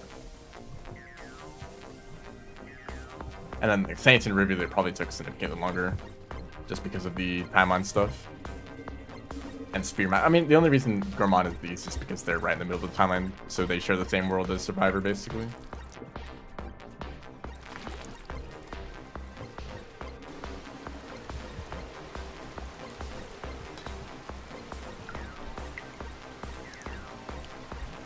But if it's the same night cat that was in the cutscene, then it would be around that time, or around that point in the timeline. Yeah, technically there is no region that is completely exclusive to Gourmand, but that is actually pretty rare. I'd say it's only Metropolis for Artificer and then Rubicon for Saints. Everything else has at least like several or a few characters that can go there.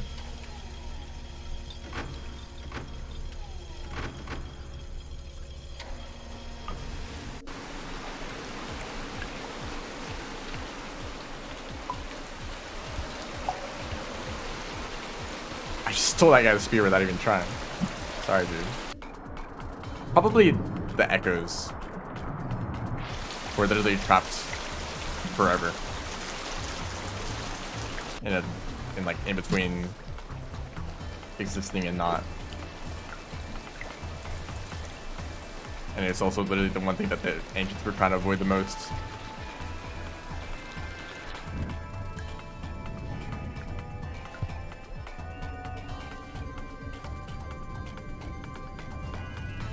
Yeah, Submerged Superstructure is Rivulet's region, but other characters can go there. Oh, I just missed. Carry me, lizard. You're so slow.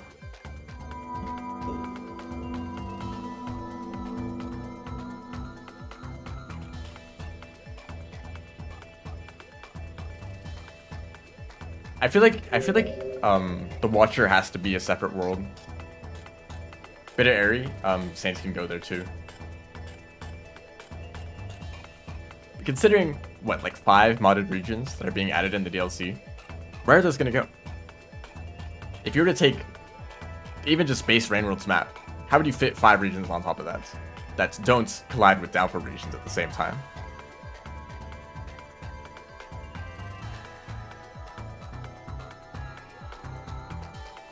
I feel like I think the only way you could connect it is by having, like, let's say you have the main world, and then maybe 2 regions that branch off, and then the rest of the regions would be connected to at the end of that branch. So maybe there'd be like 2 or maybe 1 really long region that goes off into this like sub world map, I guess is what you call it. Kind of like imagine if Outer Expanse had like 5 regions to the left of it. That's kind of what I'm saying. Because it is a very long region that separates it from the rest of the world map.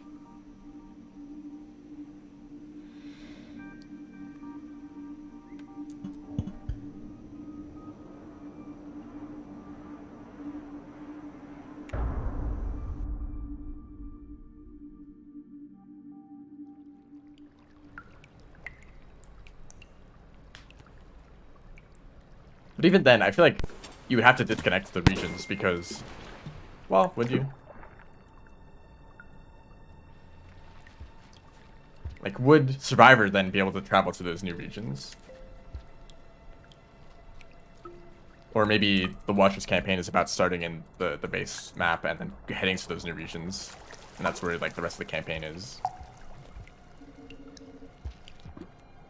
I don't know. Considering that they said that the 5 modded maps, modded regions, were just filler, I imagine that they are there to make an isolated map feel actually, like, somewhat large. Because if they only add, like, 4 regions, let's say there's 4 regions to DLC. Okay, only 4 regions, that's not too many. Like, the world would feel pretty small. But if there's then, 5 regions on top of that, okay, that's like, kind of close to the size of the vanilla map. Whoops.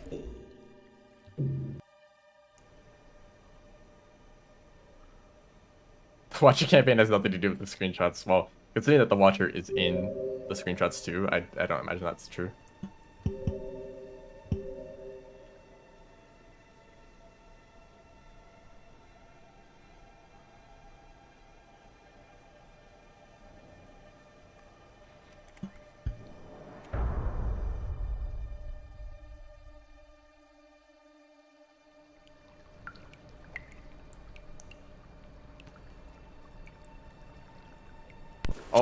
Also considering that screenshot with the above the clouds with no iterators in the background also suggests that it's not even close to the main map, because we know that there's plenty of iterators there.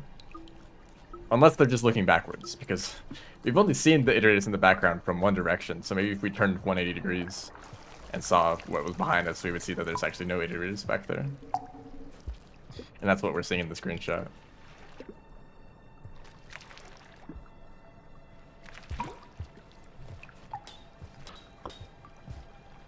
Nah, but, I'd say it's either really far away and it's, like, completely isolated, or, it's, I mean, it had to be so early in the timeline. Like, Ancients would still be, like, around if they were, like, in the process of building iterators. I don't think that's feasible. That is daunting to have to create Ancients for your DLC. That's, like, very high expectations.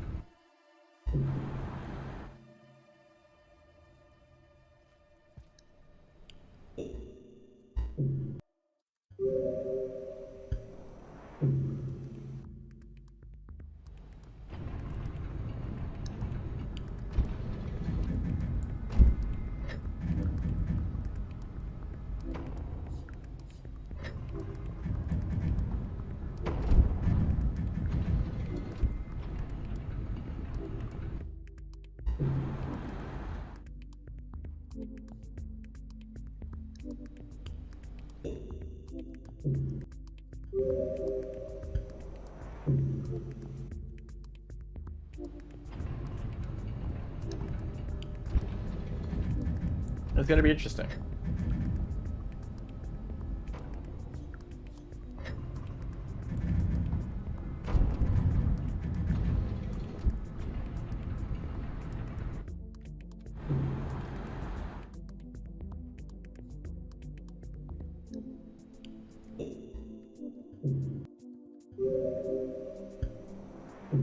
I might end the stream soon.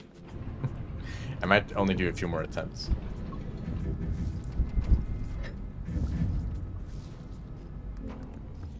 I actually need to prepare a lot for the next stream, because I want to go back to the challenges again. But the next few challenges, I want to prepare a little bit in advance.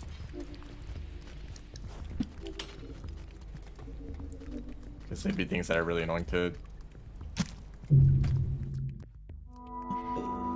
They'd be annoying to do on stream, like the lantern mouse. You need to get like a rare variant.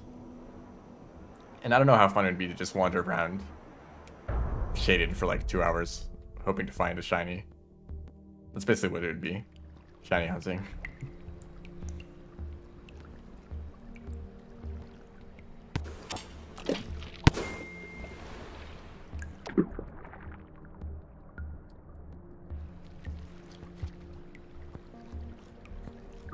Challenge 70 speedrun. I'm referring to the Discord challenges, by the way, because there's a bunch of challenges that have been made by the community in the Rivulet Discord that is separate than the challenges that you can find in game.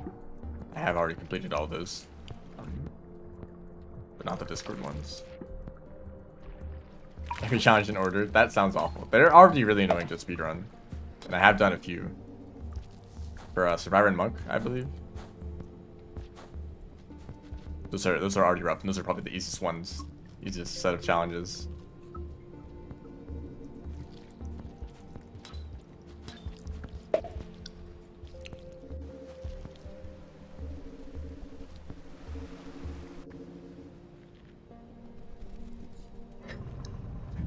Yeah, like from this point on, where I'm at in the challenges, the difficulty just kind of went way up real fast. So I feel like some of these challenges I'm gonna want to prepare for in advance, and I'll just kind of like wing it on stream.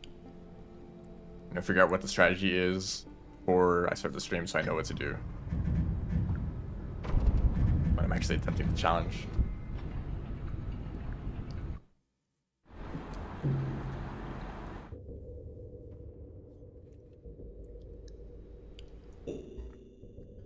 Try out industry runs? No.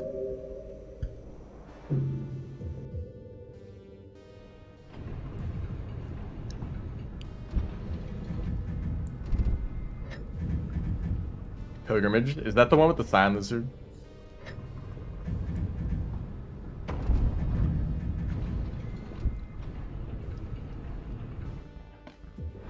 I feel like a lot of the more difficult challenges are less difficult and more annoying.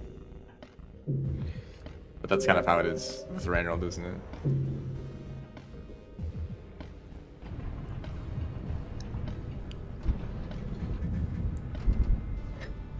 Actually, the funny thing about challenges is that, or any difficult thing, is that with enough practice and enough skill, eventually you can get so good that it's no longer a challenge, right?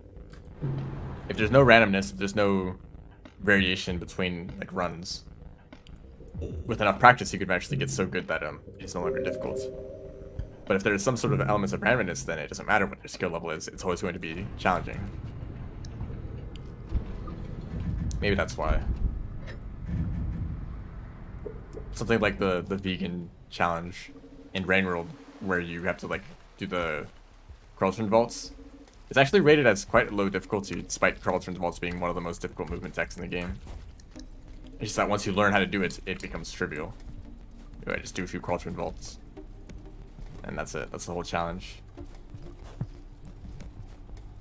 So if you know how to do it, it's easy. Otherwise, it's hard. So on average, it's like medium difficulty. But for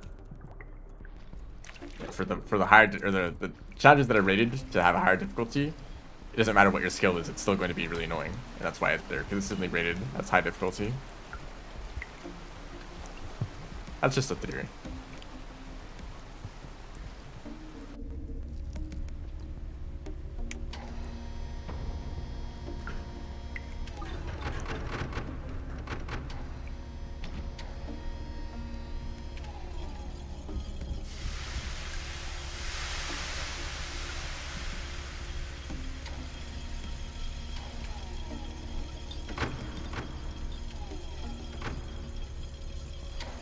You delivered all the pearls to Moon.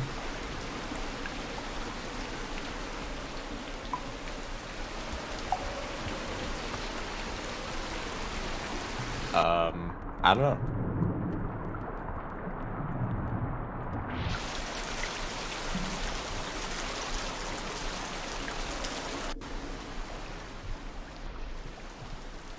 Thank you, Spider. Do a speedrun, yes.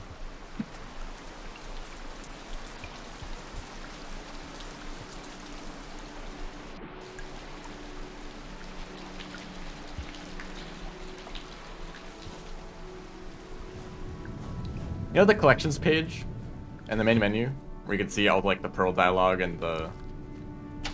Okay, I don't even know what I was thinking what happened.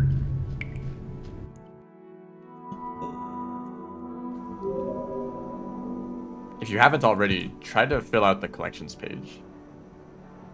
Get all the pearl dialogue for both the iterators and parts of the timeline. Get the broadcasts. Do all that stuff. That's kind of adjacent to collecting pearls, right?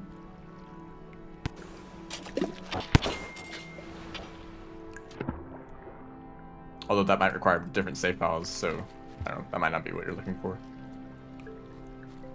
Actually, it definitely requires different save files.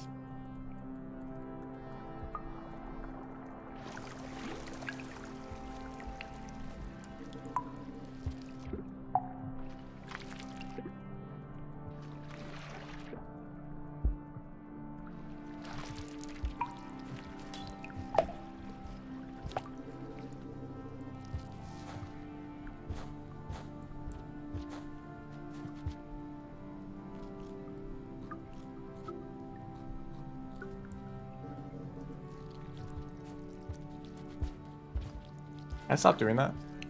I'm trying to rely on that pull hop there, but it is inconsistent.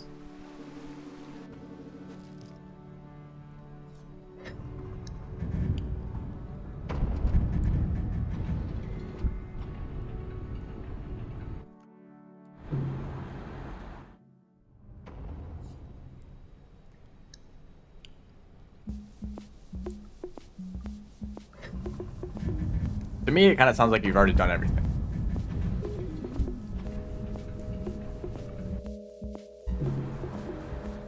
You could collect a bunch of random items.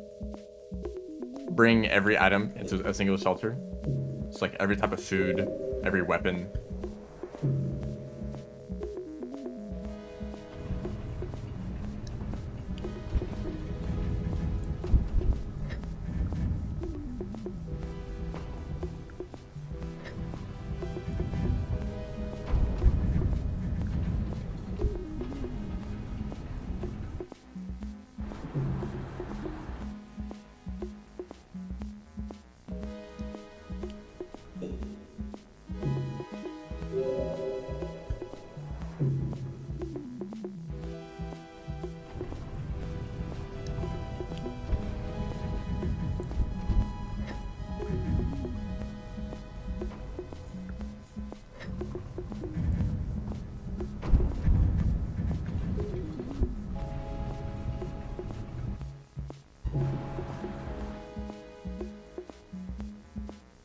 I wonder how many items you could get as Gourmand with the popcorn plants.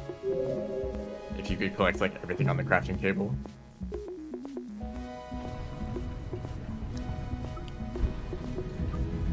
I'm sure the crafting table doesn't include every item in the game, but could you get to every item from just the popcorn plants?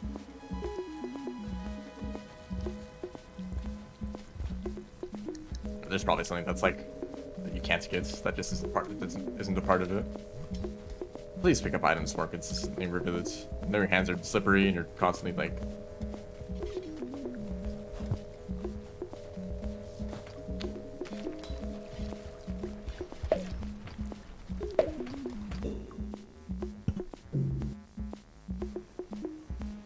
This is why this run is annoying.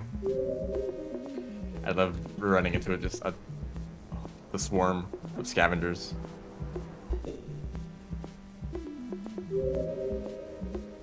Oh, this looks wonderful. Maybe I should try to do that. Get all the collection stuff.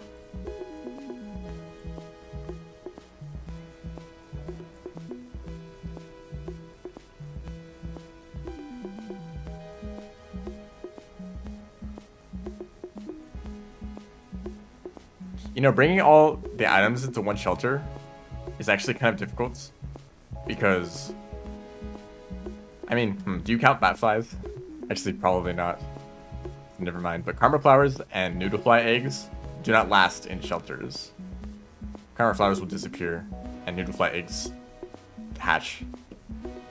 So you need to get those last.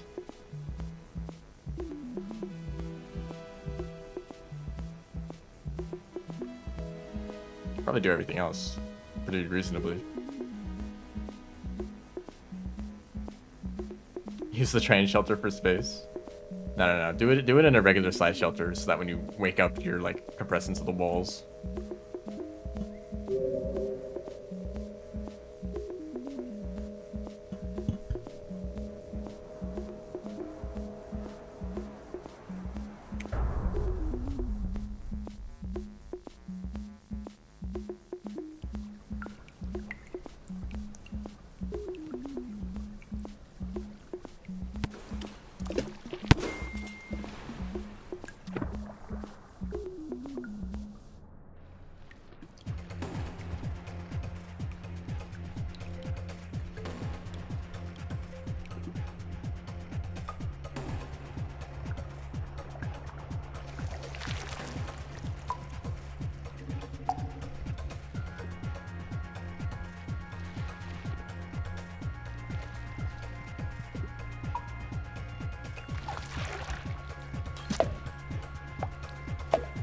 That was instant karma.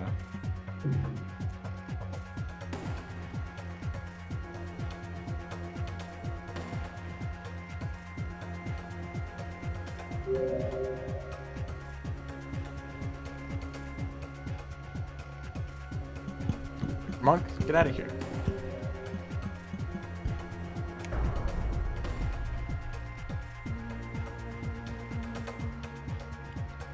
I imagine that vultures probably sleep on top of the iterators or communication towers above the clouds because they can just go up there if they want to.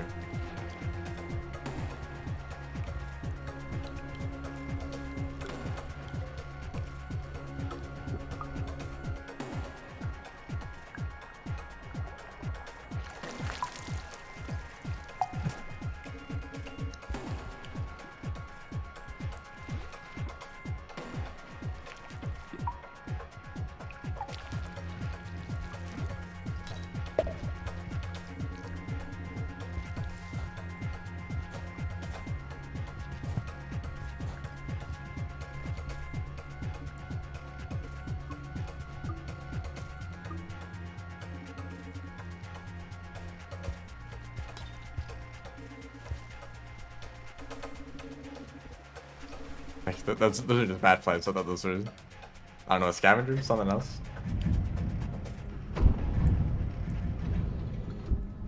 Yeah, where did the Midas vultures go in Rubicon?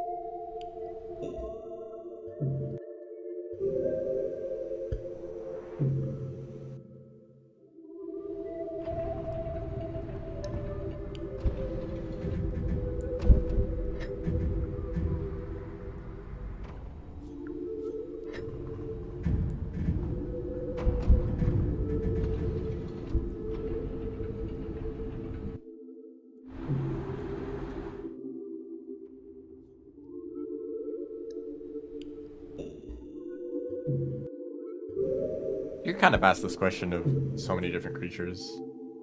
Like, what about Mears birds? Where do they go? Are there shelters big enough for them? They can't fit into pipes, so they're not like this one. And pretty much every other enclosed space floods when it's raining.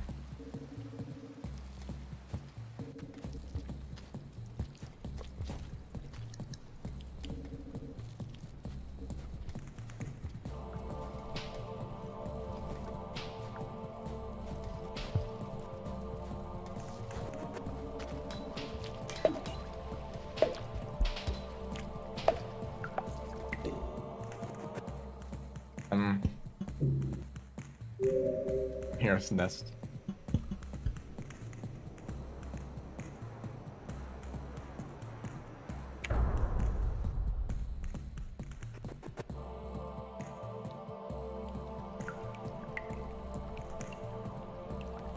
I think the larger creatures can just survive the rain. Well, first of all, it's just incorrect in game because every creature dies instantly to the rain. I don't know about Leviathans, but I'm pretty sure, yeah, every creature just dies instantly. Even the Guardians, who have like 9 million health or something like that.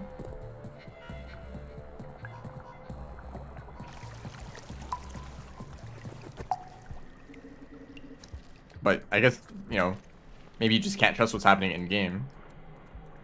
That's what people say about Gourmand, right? That everything is just made up. So who knows, really? 5 pebbles colored snails.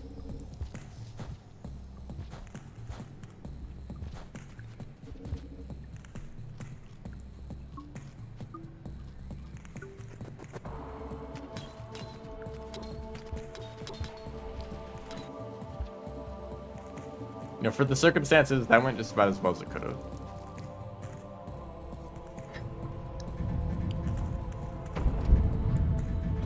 Yeah, I don't like that. I feel like if something happens in game, then it should be the strongest evidence that something is true.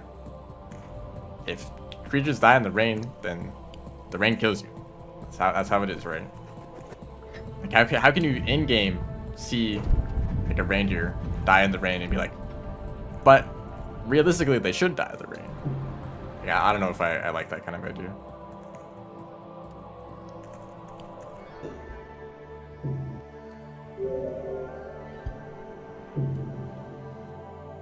It's the same kind of logic that is used for Gourmand's campaign, because the idea is that Gourmand has all these crazy abilities and the ability to craft stuff and all that, because everything that happens in the campaign is actually fake, and it's just a story that Gourmand is telling to the other Slugcats. Which means you might as well, it means that you can't trust anything that happens in game at all, because it could just be made up. That's what that says. Hello, welcome to the stream. I might end soon. I don't know how I feel about Rivulet right now.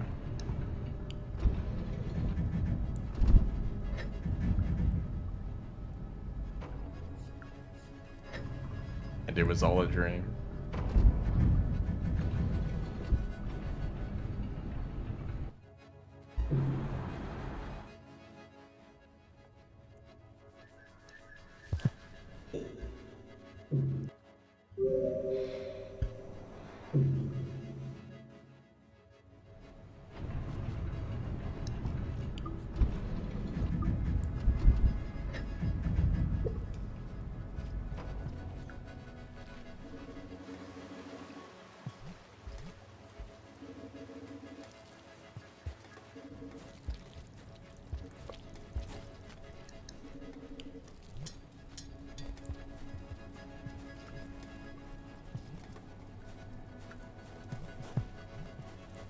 And then it's gonna be 20 scavengers in here.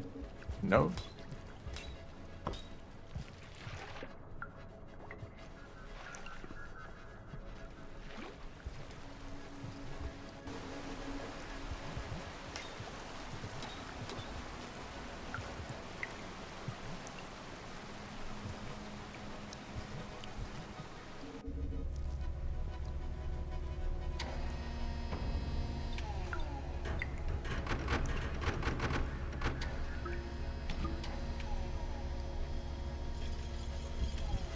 I don't think I like that idea either. That you can, whatever you think is true for you, right? Like, oh, you know, like validating headcanon. So I think that there is.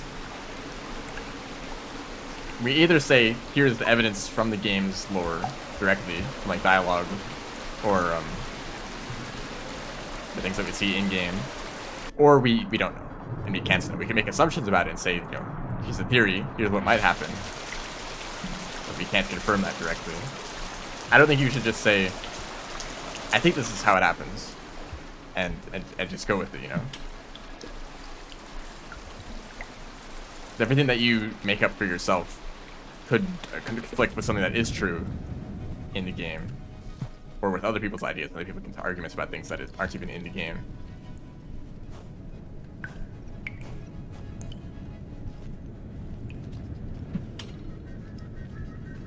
I really.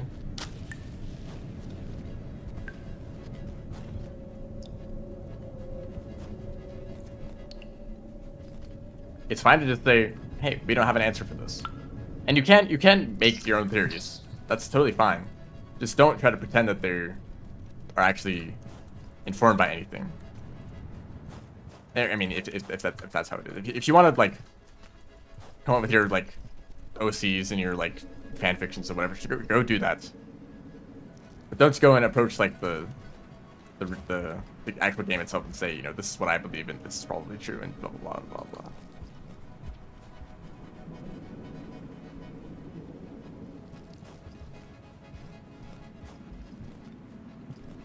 Just say, hey, this is not confirmed. No, we don't know.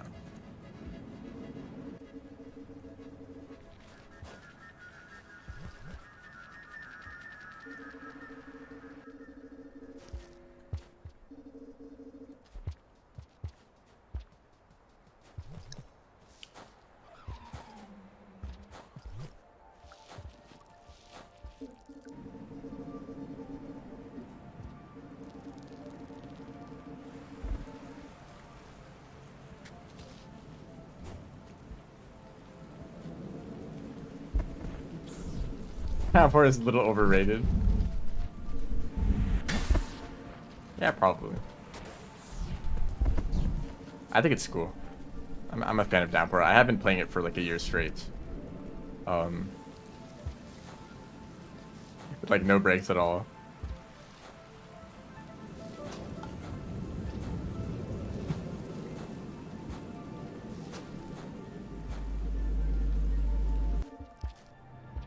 So yeah, it's cool.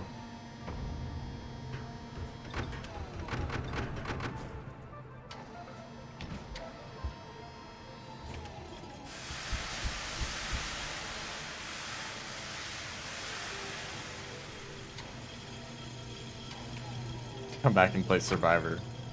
Yeah. And like a lot of speedrunners too are still just playing Survivor or Hunter.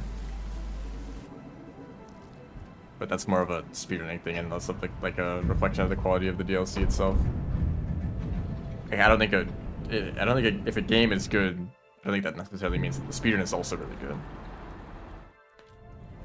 I mean, that's actually exactly how it is for Rain World. I think base vanilla Rain World is wonderful, and probably like my favorite game ever. But speedrunning it is actually like, I mean, I enjoy speedrunning it, of course, but it is like, it goes against the way that you're supposed to play the game, if that even is a thing. But oops, sorry about that. Like, for how much the game encourages patience and being careful and, you know, being a small creature at the bottom of the food chain, that is not speedrunning. You are not a helpless prey creature when you are speedrunning. You are, I don't know, you're something else. And that is also not what you're thinking about when you're playing the game. You're thinking about your movement tech and your routes, and, you know, that takes away from the immersion. Of course, that's not the important part of doing a speedrun, right? Kind of like playing a different game.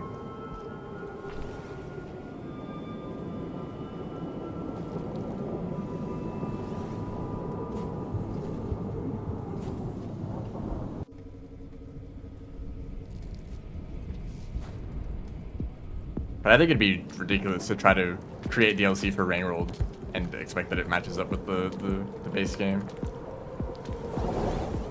Those are impossible standards. I think Downpour probably does as best as it can. That's why you dropped the grapple worm earlier.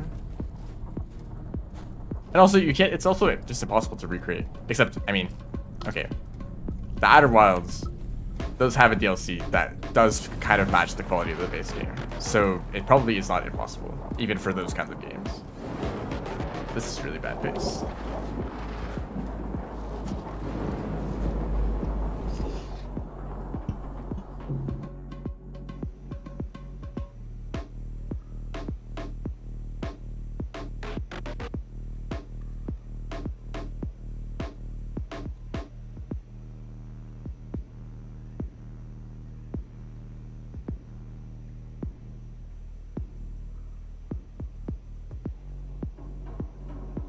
like part of the experience of Rain World is discovering the world, discovering how to be in the world without, you know, without struggling so much. Calamity, it's like a side grade, you know. There's things that are great about Calamity, and by Calamity standards, you know, vanilla does not even compare. But by vanilla standards, I think Calamity falls apart in a lot of areas. But I'm not talking about Terraria, I'm talking about Rain World. In Rain World,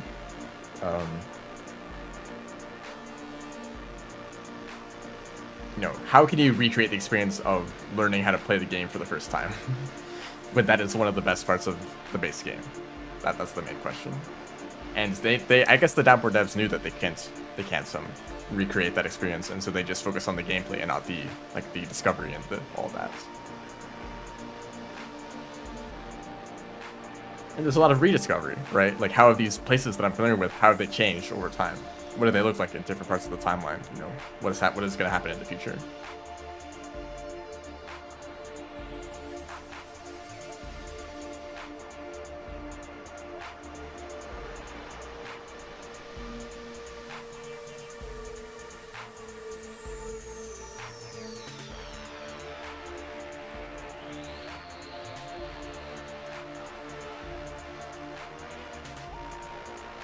Anyway, I think that is. I hope that doesn't scream at all. But, I think that is going to be it.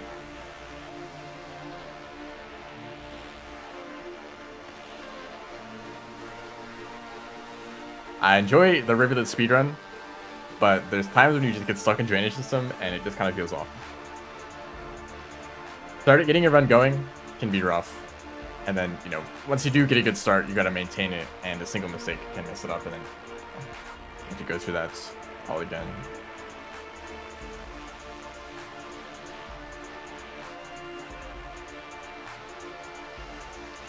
But yeah, that's gonna be the end of the stream. Thanks everyone for watching. See ya.